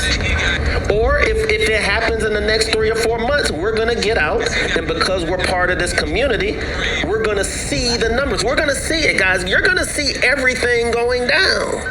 It's gonna give you time to get out. I promise you. I don't want to promise anything. You're not gonna look up one day and the S&P is down 20%. Can it happen? Yeah. Do I want it to happen? No. We got things in place that will stop a market from drop. Y'all know we have things in place where the market can't drop more than, I think, 5% in one day. So even if we get a moment where the market drops 5%, then we gonna come into this room and be like, yo, what do we say in these charts? Is it about to happen? And I might be like, yo, I'm about to sell about 50% of my portfolio and let's see what happens. Coming into the room, and let's see what we see in these charts. But Microsoft looks like an excellent buy right here. If you're not in, this is a great risk to reward area. It doesn't mean that it's gonna turn around here. This is for my investors. For my traders, Microsoft looks like it might go down for another week or two. It could turn right here. It is at a support area. Hold on for a second.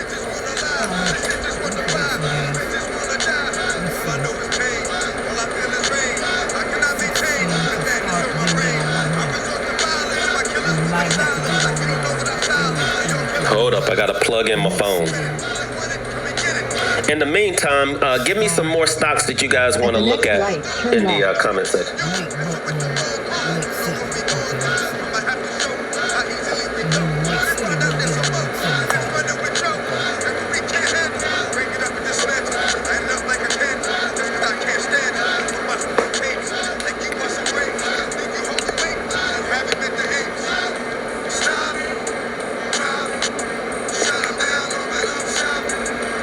Oh, that's a Rough Riders roll.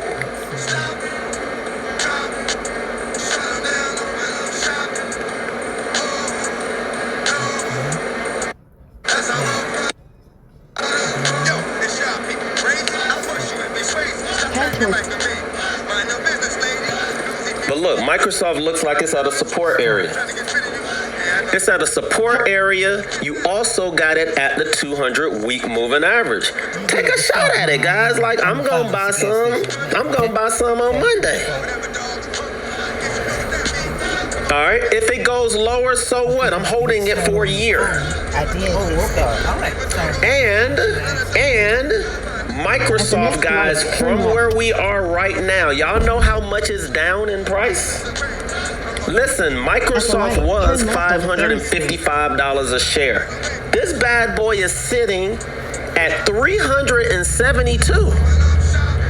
Like, if you're gonna buy something, guys, this is how you buy it.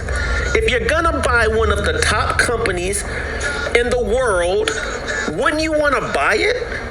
It's like a $555,000 house dropping to $380,000. If you were in real estate, you'll be like, yo, I'll buy that all day long.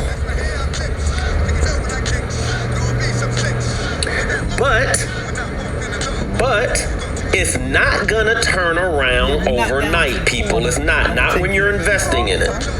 Microsoft, guys, I didn't even know these numbers. Microsoft is down 33%. Man, I should have bought this. Michael Burry done messed me up. If Michael Burry didn't say anything, I would already be investing in it again.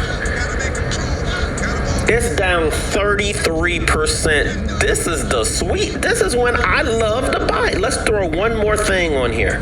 Let's look at the last time.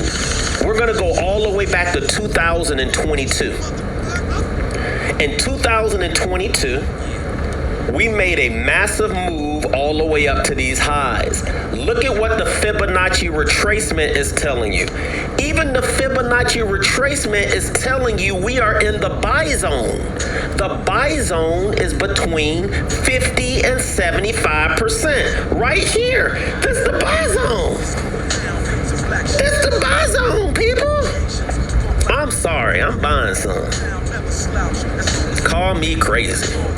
The blue line is the 50% area. So if you throw a Fibonacci retracement, it's half of the move. So if you go to the lows of 2023 and you go all the way to the highs, if you cut that in half, so like let's say it went from $50 to $100 and then it broke halfway, it'll go back to like, it'll go to 75. 50 to 100 is $50. Half of that 50 is 25. So $75 will be that 50% area. Stocks stair step going up. So stocks that are bullish, guys, they never pull back more than 75%. That's why the 50 and the 75% area are buy zones. Because novice teachers or teachers that don't know how to invest, they gonna tell you to try to buy it down here at 219. Let me tell y'all something. If Microsoft goes back to 219, it's going lower. So stocks that are stair-stepping up, they'll pull back that 50% area. 75 is like the sweet spot. Hardly ever go back 100%. Because 100% means something is wrong. Y'all know what's pulled back 100%? Bitcoin. This chart looks awful, guys. This is one of the worst charts that I've seen. Now, as an investment, if you were using the same strategy, you're gonna say, but Joel, isn't Bitcoin at its 200-week moving average? And I'm gonna say, yes, it is. If I had never bought Bitcoin ever, I'll be buying some right here. Like right here, right now. I wouldn't buy a full position. I would buy like 25% of what I normally would buy. Let's say I wanted to throw 10,000 into Bitcoin. I would throw 2,500 in it right here, right now. Why? Because the 200-week moving average, which is the investing, is still intact. Bitcoin's investing chart is not broken.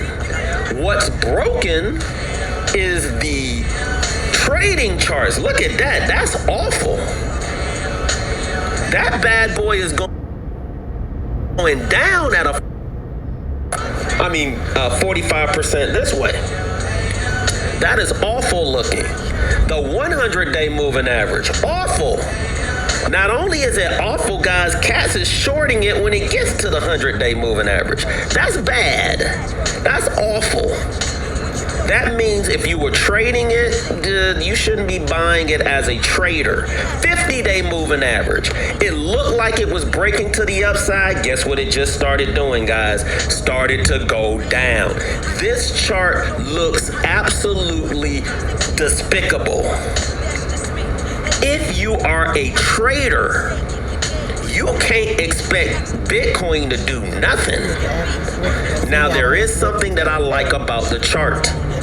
There's one thing that's making me say, we might turn around. And what that is, guys, is the relative strength index is going blue. That means we are so oversold, guys, that pretty much anybody that was gonna sell is pretty much out of it. That's the only thing that's making Bitcoin survive right now. Okay? Now here's what sucks. Usually I oversold. Like if I thought that Bitcoin was going to 30 or 20, you would see it be oversold and nobody would care. They would just keep selling it. But it keeps bouncing. It hit the oversold area, bounced. It went oversold a little bit, guys, and then it bounced. But we still have lower lows. This is still a lower low than this low. We need lower highs. This is a lower low. This low is lower than this low. So that's not good. That means it can go lower. We need the lows to be higher where people will come and buy it as it starts to go up. That means Bitcoin can still go lower. And if you you're a support person, you don't want to see, I know you guys were taught to buy double bottoms. Guys, double bottoms and triple bottoms do not work. They never have.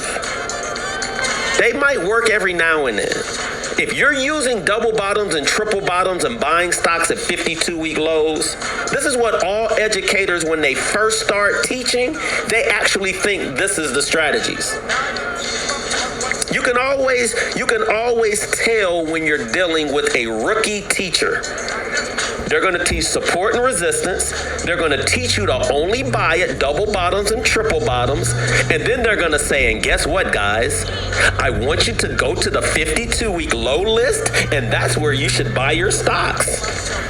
They're about to lose you all your money. I can always spot a new teacher.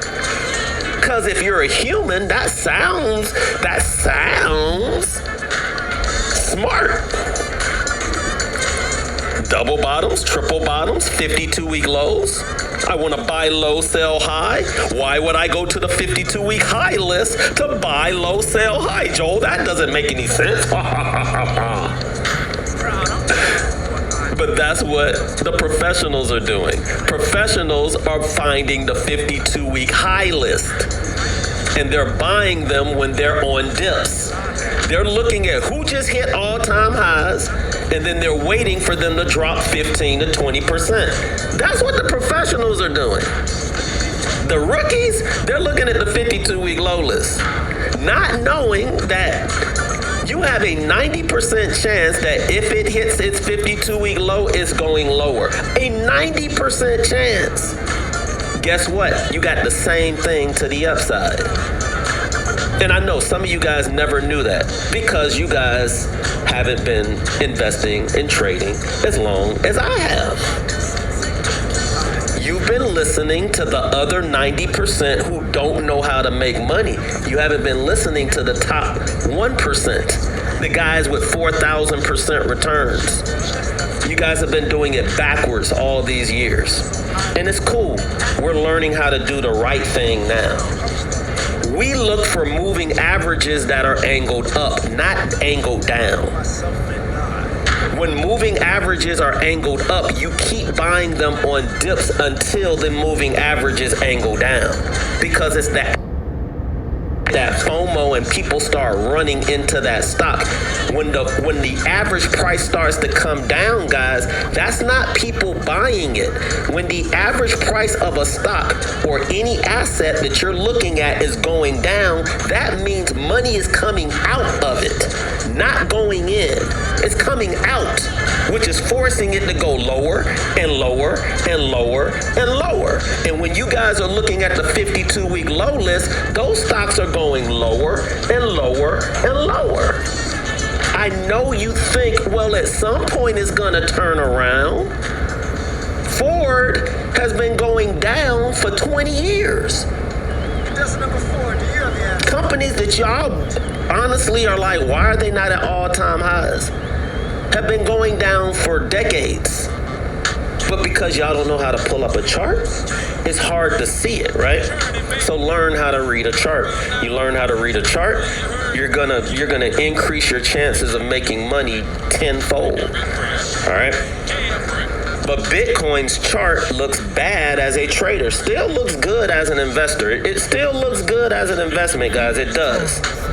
So if I've never bought Bitcoin before, it's getting to an area that if you've never bought it, guys, how much further down does it have to go? It's already down 50% from its highs. If you've never bought things on sale before, that's why it feels kind of weird. This doesn't feel good. Are you used to profiting or are you used to losing? If you're used to profiting, you feel at home right now. You're like, oh, this is when I buy, when things are 50% off, 20% off. Assets that grow 200, 300% in a year, they're going to drop 50%. It's rare that you find a stock that drops 5% and goes up 100 and drops 3% and goes up 200. If you want a 100 or a 200% return, you're going to get a 50% or a 60% drop. Micron's gonna drop 50% one day. I don't know where it's gonna drop 50% from, but it's gonna do it. Not because Joel says it's gonna do it, it's just because high flyers, that's what they do. The higher the risk, the higher the reward. The lower the risk, the lower the reward. If you're only looking at companies that drop 5 or 10%, you can't expect to make 100% return unless you hold it for 10 years. And that's fine if that's part of your strategy, but you guys are mixing meme stocks and companies that move with stable companies that only move a little bit because you're not looking at the beta. The beta is going to tell you how much those companies can potentially move. Beta is the horsepower. You can find that when you pull up Yahoo Finance, all right? All right, so that's Microsoft. So we looked at Apple. We looked at Micron. We looked at Bitcoin. Let's look at Amazon. And then we'll look at Google. So let's look at Amazon. Amazon came out with some huge news on Friday. Let's look at the charts. If you're an investor, and I always like to go here first because if I show investors this chart, they'll be like, I'm not gonna buy, Joel. Look at that chart. I'm like, it's a 15-minute chart, guys. Like it's a 15-minute chart. You're good on Amazon. So for my investors, I always gotta start with the week chart so that you can feel comfortable knowing that Amazon's 200-week moving average has been going up since 2012. You want to buy companies like this on dips. A dip is when it drops in price like this. So if you were to draw a trend line, you know, these are different areas where you might want to buy it. If Amazon ever dropped to this white line here, and there's a couple of trend lines you can draw. You can draw this one. It looks like it's holding that. Or you can say, look, if you want to be a master investor, then you want to buy it every time it hits this yellow brick road. But you might have to wait a year or 2 years or 3 years. In the meantime, you can go buy other things that are touching the yellow brick road. But if you want to be a master investor, that's how you do it. But if you're like, look, I need to get into Amazon in the next year or two, a 200-day moving average. The 200-day moving average is going to give you the opportunity to get in at least within the next year. So when it gets down here, guys, that's where we are right now. But I bet you ain't going to buy. Because Joe, why would I buy something that's going down? Don't you want to buy low and sell high? That means something's wrong with it, right? I knew it. It's the AI bubble. Really? You think this was the AI bubble here? Why did Amazon sell off right here? That wasn't because of AI. That was because of tariffs. Why did it sell off right here? Because, guys, that's what stocks do. Just because it goes down doesn't mean that's it. If you want to make a 20% or a 30% or a 50% return, you got to expect that this company is going to drop 20%, at least half of it. Amazon right now is down. Amazon right now, if you were to buy Amazon right here, it is now down 16 to 17%. Y'all know my sweet spot is like 20. Amazon right now is down 16%. That is beautiful. If I've never bought Amazon, I sure would be taking a shot right here at the 200-day moving average, down 16%. When are you waiting to buy? I bet you done put a support level here. I'm just gonna wait until I learn this in class. When I get this double bottom at 199, that's when I'm gonna buy it. It's probably not going there, guys. It might. Let's see. if I was to use a Fibonacci retracement, and let me tell you something, if Amazon gets back to 195, I'm selling. I am not holding. Right now, we are in the buy zone. The buy zone is between 50 and 75%. That's where we are. So if you want to buy Amazon, you're in the sweet spot. Let's look at Google. This is Google. For you investors. For you investors, let's go and look at the week chart first, because I don't want you guys, this is a bad investment. Google's 200-week moving average has told you that this stock is required to go up. But am I going to buy it way up here in the stratosphere? Nah. So what you can do is you can draw a trend line. It's still too high. If I wanted to buy Google, guys, I'm waiting until we get into this area right here. Minimum right there. I know you guys are like, why not here? Why not here, Joel? Let it do a double bottom. I guess you could call this a bull flag. I guess if it gets to this support, guys, you still might be all right. Because it will be forming what we call a bull flag. So I will accept a support area within a bull flag, right? So if it forms that and it comes down here, you can call that a double bottom, but it really isn't. I'm talking about those people that are like where it went up from way down here.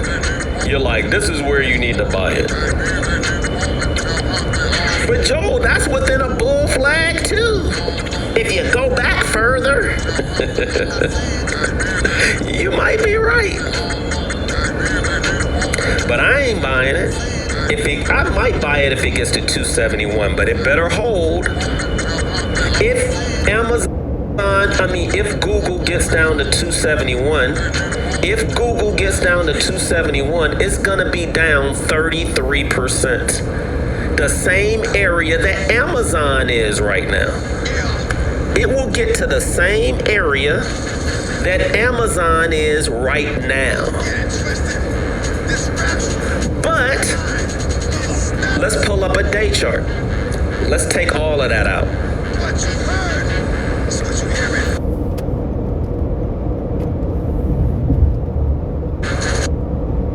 Wait until it gets to the 200-day moving average.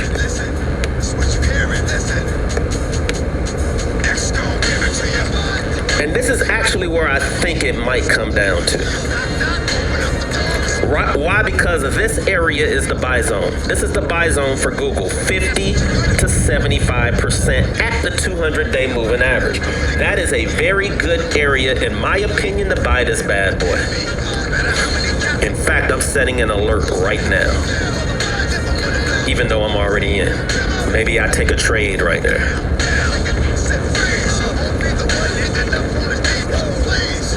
All right, Ann's talking about Netflix. Man, Netflix is treating me like Netflix is not doing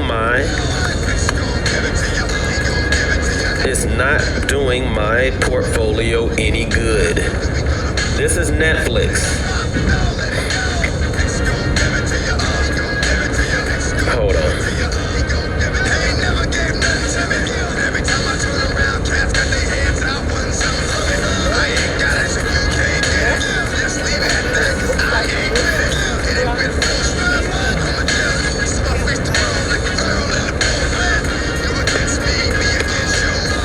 All right, so Netflix. This chart looks awful. First of all, let's look for investors. Investors, guys. Netflix is still intact for investors. Why? Because the 200-week moving average has been going up since 2012.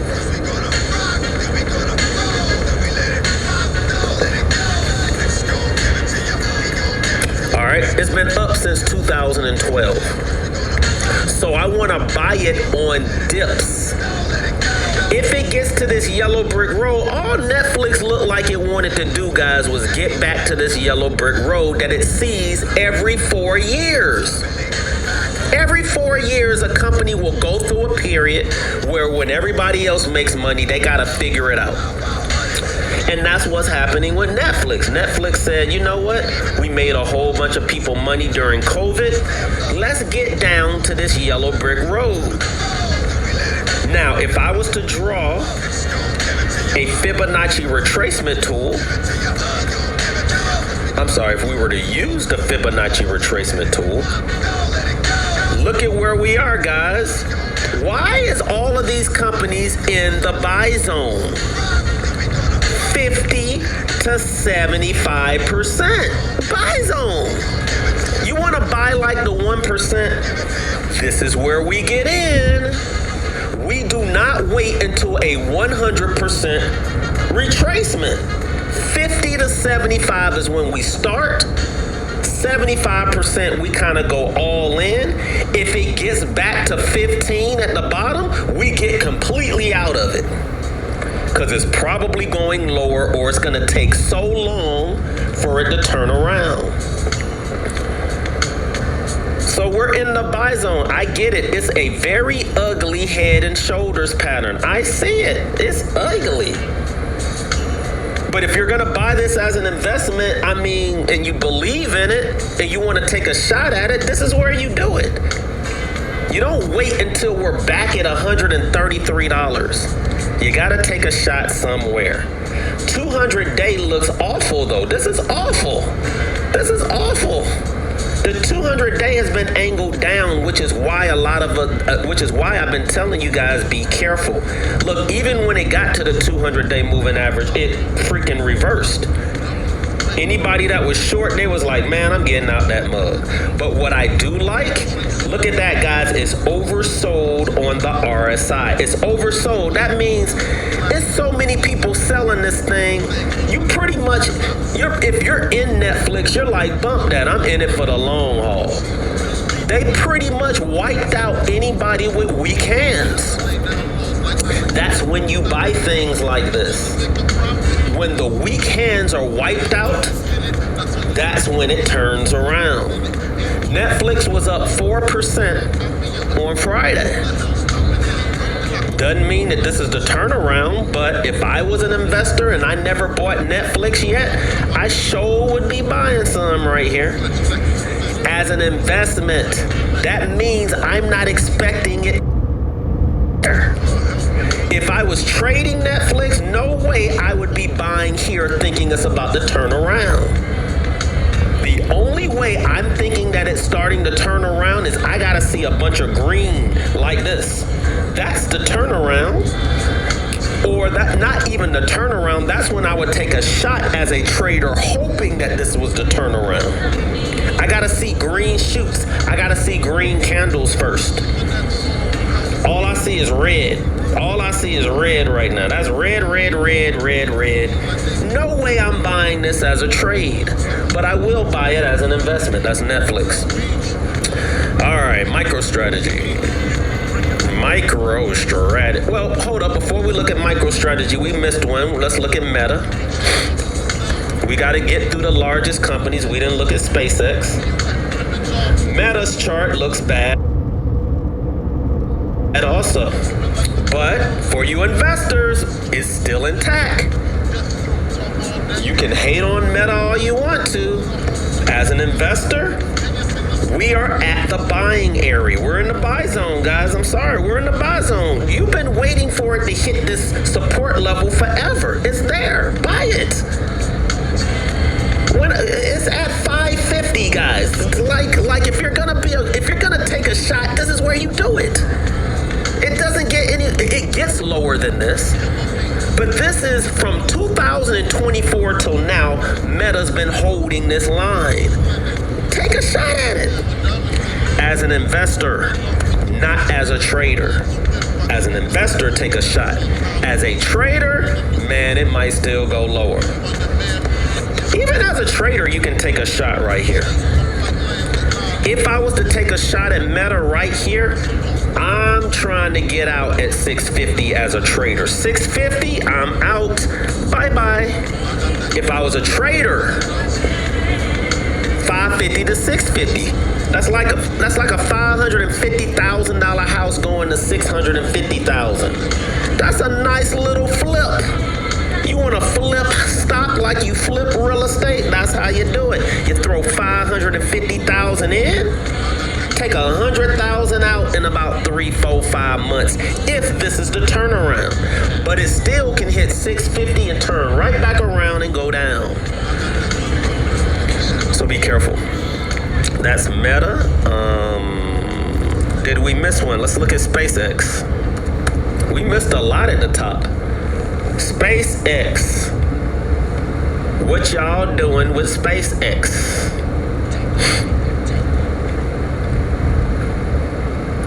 Really don't have that much information, but it looks like SpaceX SpaceX is ranging between 150 and 160 right now. That's all we know. It's ranging between the opening price, which was 150 and 160. 150, 160, 150, 160, 150, 160. If it breaks 150 and if we see a 1.3 anything, it's going to 135. If you see a 1.3 anything, it might go to 125. It might go to 100 if we see a 1.3. So if it don't hold this 150, guys, SpaceX is in trouble. If it shows 1.3 anything, it might go to 99. So be careful. But it's ranging right now. That's SpaceX. What did we miss? Did we look at Eli Lilly? Oh, I see it. Hold on. Let me put these in market cap order. We missed something. Oh, we never looked at Nvidia, right? Did we look at the largest company on the planet? What does this chart say? This chart says, what does this chart say for Nvidia? It says, why are y'all talking about my stock dropping? Nvidia is like, y'all be tripping. We still holding this line from 2024. As long as this 2024 line hold, guys, quit panicking over Nvidia. Nvidia can hit this line and keep going higher. In fact, guys, companies like Nvidia drop 25 to 35% every year. Nvidia has dropped At the next stop sign, turn right. every year. Y'all know what? We're only down 18%. That's nothing for Nvidia. We're down 18% and y'all out here panicking. Like, get out of here, man. Nvidia drops 30% every year. Let it come down into the 170 range and buy some if you've never bought it. If Nvidia drops 30% and you haven't bought it yet, buy it 30% off. Listen, you can buy it here at 20% off as an investor. As a trader, I'm telling you guys, hold on. I know we're at the 200-day. If you want to take a shot right here, you can, thinking that it might bounce. Give yourself some time, though. Give yourself like 21 days. Okay. Nvidia may bounce here, but I would want to see maybe some oversold conditions on the RSI, and I don't see it. I don't see any oversold conditions on the RSI because ain't nobody selling it like that. The last time Nvidia got oversold, guys, was right here, April of 2025. It ain't been oversold since then, since last year. That's fine. Because cats ain't selling Nvidia like that. Because if people were selling Nvidia like that and this was the bubble, you'll see it. It came from the Ain't other nobody side. selling But they they got stock. one of those little, what you call it, things. Some people, Okay. maybe some people sold Nvidia to fund their SpaceX. I don't know. But it's not oversold yet. I like to buy it if it's oversold. into one of those regions. I don't see it yet. Nvidia can go lower. It can go down to 180, guys, bounce from 177, and then go to 400 if it wanted to. Well, you have, I think right. you still have reviving water back there, isn't it? Yeah, it's been on ice, I think, hold on. and water.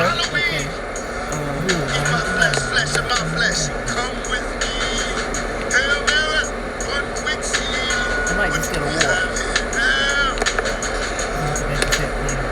All right. We'll see what you- Yep, wait 3 candles. I would even say, yeah, 2 or 3 candles, see if it bounces. All right, that's NVIDIA. What did we miss out on? We looked at Apple, Google, Microsoft, Amazon. Dang.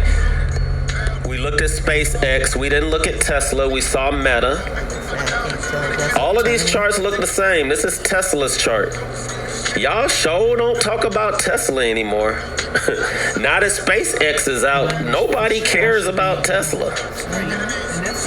Nobody cares. Right? Yeah. It's just one lane.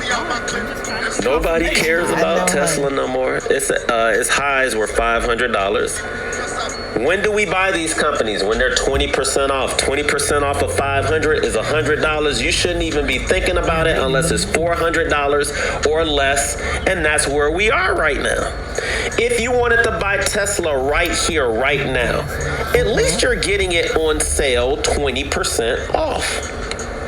It's holding this line, and it looks like it's holding it. If it breaks it, though, you might be in trouble. It's holding this line. Do I think it bounced here? I don't know. I can't call this one. It's underneath its 200-day. Every single time it hit its 200-day, it was a buying opportunity. Let's pull up the 100-day moving average. 100-day moving average says you might want to stay away. 50-day moving average. 50-day moving average also says, hey, it might be going lower. So be careful if you're looking at Tesla. All right, we looked at Micron. We looked at Lilly. We looked at Lilly earlier. And I told you guys, it's at all-time highs. So, I mean, there's nothing to say except we missed it. We knew the news was coming out soon. We missed it. We could at least have an 8 or 9% cushion. Walmart. We haven't talked about Walmart in a minute. 200-week moving average looks really, really good.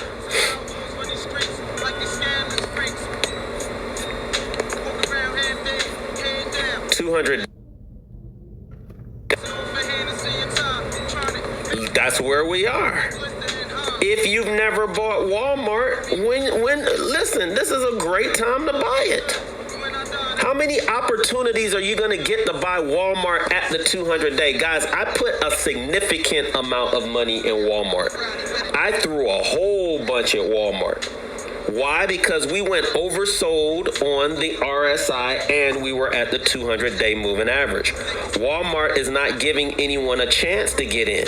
So I took the opportunity to buy it here. And it's challenging me. I took a shot at it right here in the 115 range. And I think we're at 115.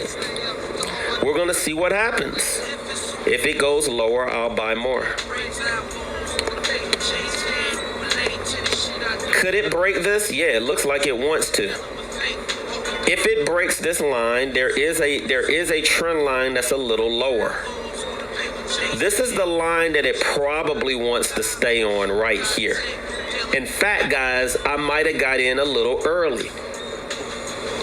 If I got in a little early, I'm only going to be down about 7% because if it gets down to this line, that's going to be the 110 area.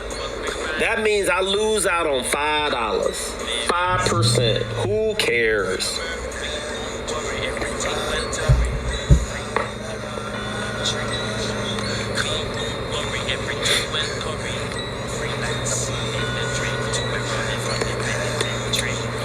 You bought it at 119? All right. right, what's another one? All right, let's look at some of your stuff. I see ASTS. ASTS. I'm 50-50 on this one. It's got a double top. I think you guys can wait, even though it was up 9% on Friday. Did you want this Chati? It looks like it might want to go red. I don't know. I don't know about this one. I'm 50-50 on this one.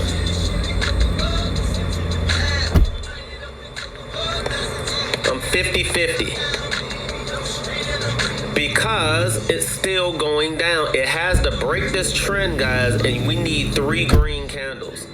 Look, I'm not sold on it yet. It has to break this trend line. I'm not sold on it yet. It is holding this trend line. It can't break it. It keeps trying to bust above it, and it can't.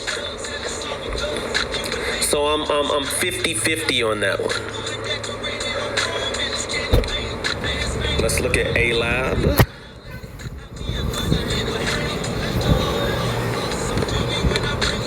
Well,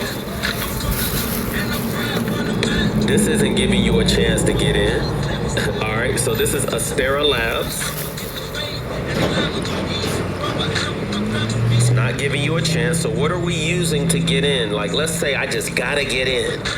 Well, you probably want to look at the 50-day and the 10-day moving average. If you're having issues getting in, then you can try to get in at this 10-day just like everybody else did. See this?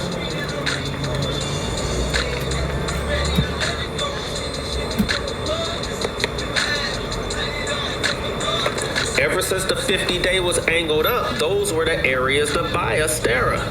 If it breaks that, it's going down to the 50-day.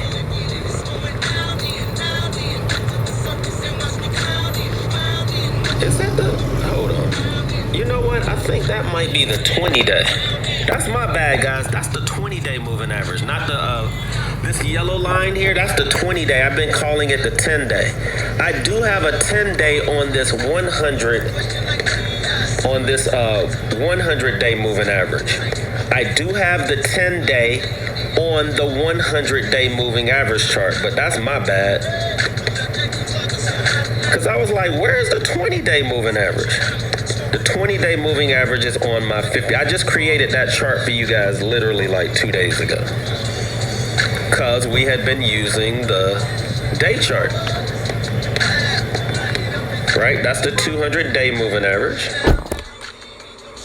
This is the 100-day moving average. This is the, and that's the 10-day right there. And this is the 50-day moving average. The 20-day moving average on it. The 20-day moving average is what most traders will use as entries. So if you don't have any strategy whatsoever, let's say you don't have a strategy to trade, you don't know how to trade, you want to try to buy call options and you've been losing, well, you need to familiarize yourself with this line, which is called the 20-day moving average. So if you pull up a company like, I'm going to look for the first company I see. Let's say you were looking at MicroStrategy. What is and good? you were looking at areas to buy MicroStrategy long. Well, for one, if you were buying something like a MicroStrategy and you see it take off, and you're like, yo, how do I catch these trades when the stock just goes parabolic? Well, you pull up a 20-day move. This, I think, is gonna look super cute as well. So you see me like this, Maria Cooper in the card. Honey, do not forget to check out your order, right? Miss Emma as well in the card. This 100. This is the very first strategy you can learn as a trader. If I was shorting it, when the 50-day was angled down, all you had to do was short it every time it touched this 20-day moving average. You would have made a killing. Y'all see that? Once it starts to go up again, Still the same place we were you try to going? buy it as close to the 20-day again. Turn right to light, right? Y'all see that? See how easy that is? Easiest strategy you're ever gonna learn. All right? And then the same thing, if the 50-day is angled down, you want to short it when it touches this 50-day and 20-day moving average. and then you would make a killing. If it gets close to that, if it gets close to this 20-day, you short it. See that? Easiest strategy you're ever going to learn. It's gonna be 100 times better than any strategy y'all pay for in these $20,000 classes. We just had a top cost. If you're an intraday trader, why are you guys out here paying $15,000 learning how to day trade? Well, all you gotta do is pull up this VWAP and do the same dang thing. This is MicroStrategy on Friday. You telling me you don't know how to trade a chart that looks like this? You telling me this right here is worth $10,000? It started to go red. It started to go down. So we don't need this. You knew it was going down? Phone off. I keep telling you guys, you spend too much money because they are making money off classes. They're not real traders. If somebody's out there charging you 10 grand, they don't know how to trade. They can explain charts.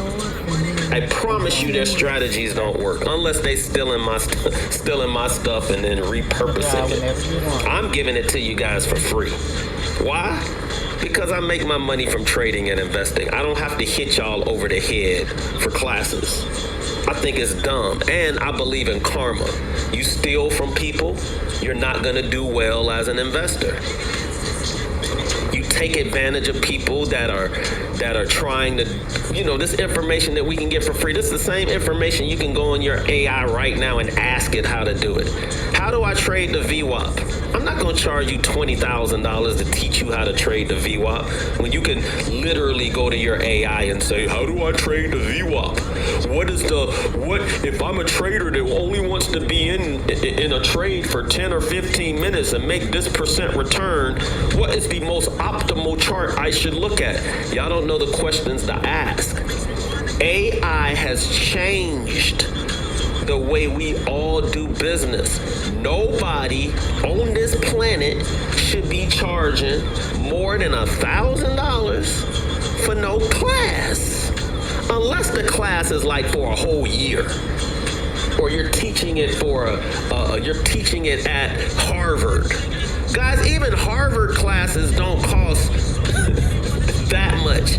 I'm like, y'all taking classes from people with no strategies that's charging more than they charge at Harvard and Yale. Because y'all don't know any better. Y'all don't know any. Y'all just think that's the going rate for it.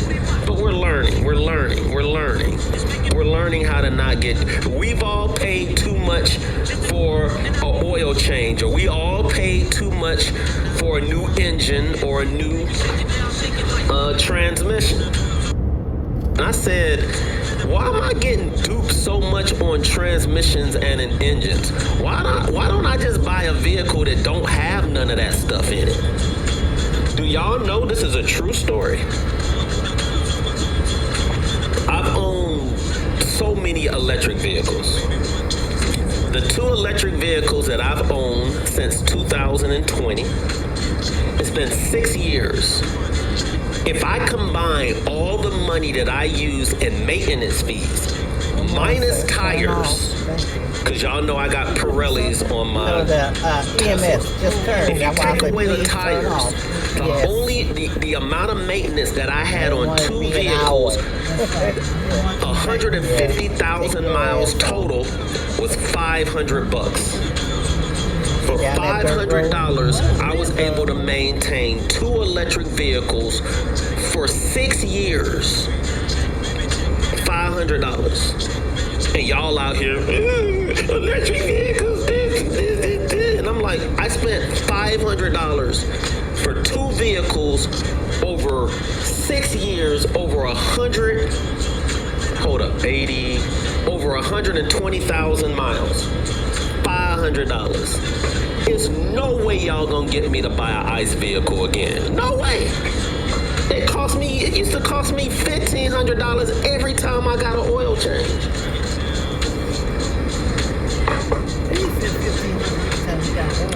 Anyway, whatever. Y'all like spending money. I don't. go spend it. You want to spend $20,000 on a class? Go do it. You ballers, I ain't doing it. I got Mr. AI. My AI, and well, I think you I guys may don't know who get my last golf coach was. I was spending a lot of money for a golf coach. It's answer me. A lot of money. And had my kids taking lessons. Y'all know I went a whole year with golf lessons. I couldn't even break 90. I'm paying this golf instructor a lot of money. I couldn't even break 90. I quit golf for 3 years. I come back. I'm using AI. Y'all know that my AI is a way better coach than any of my friends that be trying to give me golf tips. Any of my friends that try to give me stock tips.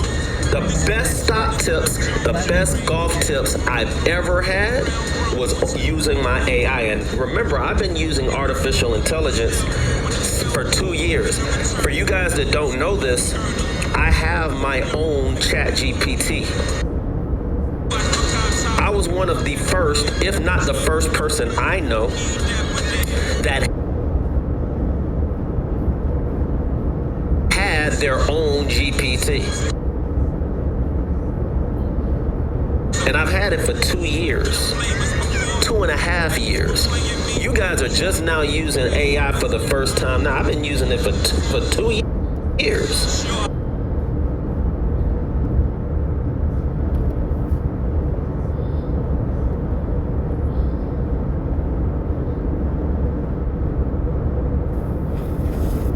Subscription, go to Explore GPTs and type in Ask Joel GPT. At one point, it was one of the highest used personalized GPTs that were out there until other people got hold of it, and now millions of people are doing it. But at one point, I had one of the top GPTs that were being used. But in my GPT, it's stock related, so it's not gonna. You can ask it anything. You can take pictures of what you're doing, upload it into the GPT. It'll tell you how to trade it using the strategies and the indicators that I use personally. So it'll tell you about the moving averages. It'll tell you about the TTM trend and the.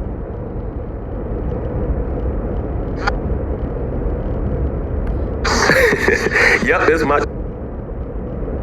trading academy too. All right, I gotta get out of here, guys. I know I spent the last 10 minutes talking. I am going live for my Superfans tomorrow. Superfan Live is gonna be tomorrow.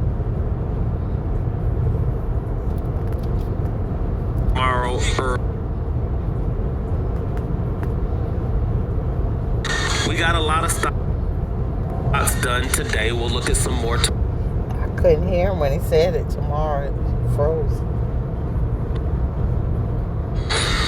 But I'm only gonna look at stocks from my super fans are gonna be the only ones that are able to comment. Now, to become a super fan, you gotta go up here, grab that heart, become a super fan. Now, if you are a super fan, you guys are missing out on a group chat that I created just recently for you live hosts that are on here. If you want another stream of income, because I know you guys are trying to go live, that's why y'all don't see me going live every day. If you want another stream of income, you gotta provide a service that somebody would want to pay for. Like, cats ain't just gonna pay $10 just because they like. Well, they will do it if they like how you look sometimes. But at some point, you have to be able to give them something of substance. All right. So TikTok, about a couple of months ago, for you live hosts that don't know this, they allow creators to create groups. And with those particular groups, what live hosts are doing is they're bringing together like-minded individuals, because if you're on TikTok and you have a how-to type business, mine is like how to buy a stock, how to trade a stock, how to invest, right? then you want to create a community of people that have like-minded interests that are in a specialized room. And in that particular specialized room, they reward the creators because of how we create those rooms so that you guys can interact with each other. So I created a group here, and those are my super fans. And it doesn't matter what room you guys go into. Every live host should have a group chat, so that if you're going into a room and you're learning something, at least you don't feel like you're by yourself. You can go into the group chat if there's questions. If the live host is not there to answer those questions, you guys can rub elbows. You can talk about stock market type stuff all day, every day. We don't talk about how much we make on my group chat. We only talk about percentages. I don't mind you guys coming in and be like, yo, I made 50% last week. I bought this and it went up in price this. It don't even have to be a strategy, because it's not bragging, guys, when you're talking about the percentages you made, because everybody can make those percentages. When you start getting into, I made 15 grand or I made 27 grand, and then we find out that you got the amount of money that you're working with, then it's like, well, anybody could have made that amount of money, because that percent return is not that hard to get doing what you're doing. And it's not about who's right and who's wrong. It's just that when you start talking numbers, that's when you start hearing the braggers or the con artists come into markets and try to get you to take their classes or buy their products because of these large numbers that they're trying to throw at you. Well, you can't get away with percentages, because percentages is a real thing. You can't be like, I traded today and I made 1,700%, because then they're gonna say, well, what did you trade? And if you say I traded the futures market, we know you lying. And then if you said you trade the options market, we gonna be like, what options did you buy? And why did you buy those options? And then we quickly can see if the strategy you were using suck. So what these teachers will do is they'll say, hey, I made 10,000 or I made 20,000 today. Come and take my futures class. So then you go and you try to take that futures class thinking you gonna make $15,000 or $20,000, when in reality, all they made was 10 or 15% that day. So then you're like, hold up, I just took a $15,000 class so I can make 10% a day? That's not worth my 15 grand, and that's what you guys are losing out on. Or they can say I made a huge return, and then they'll tell you what they're trading, and then they'll get you guys to take these or sign up for these futures places where the margin is so high. It's ridiculous. They'll let you buy 10 contracts for like $500. So then when they're like, yeah, they might have been in a trade for 2 minutes. And yeah, if they was right and that 2-minute trade went up 40%, they'll use that 40%. They'll literally buy something. They'll be up one time as they're marketing for their whole freaking class. And you guys can't see it because y'all don't know any better. You don't know any better. So you get sucked into it. You pay. Then you realize I got this ridiculous strategy that nobody in the room understands. Nobody in the room understands it except the teacher. And then what did the teacher keep saying? No, just keep at it. You got to keep going through the process. And once you go through the process, you'll understand it. Nothing should be that hard. I can explain my strategy in 1 minute. If you don't get it in 1 minute, somebody in the comment section is going to explain it to you. Like, trading and investing ain't that hard, guys. People that are telling you it takes months and years to establish, or learn what they're doing, they're just taking money from you. And they're stringing you along for as long as they can to make those types of funds. Now, every great teacher on TikTok, if you're a TikTok live host, you're supposed to have digital products. You're supposed to have digital products that are valued correctly. All right? Any stock class that you guys are taking, it shouldn't be more than $1,000. Like, yeah, if somebody I have a $50, I got a $50 Thinkorswim chart setup video. It's $50. It's 3 hours long. It shows you how to set your charts up so they look like mine. Like $50 is a lot of money to some people, but it's valued correctly.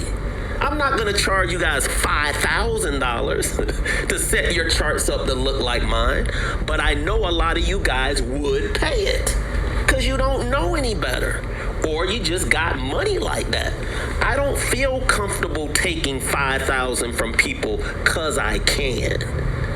I just can't sleep at night because I was one of those individuals that got duped, and I do believe in karma.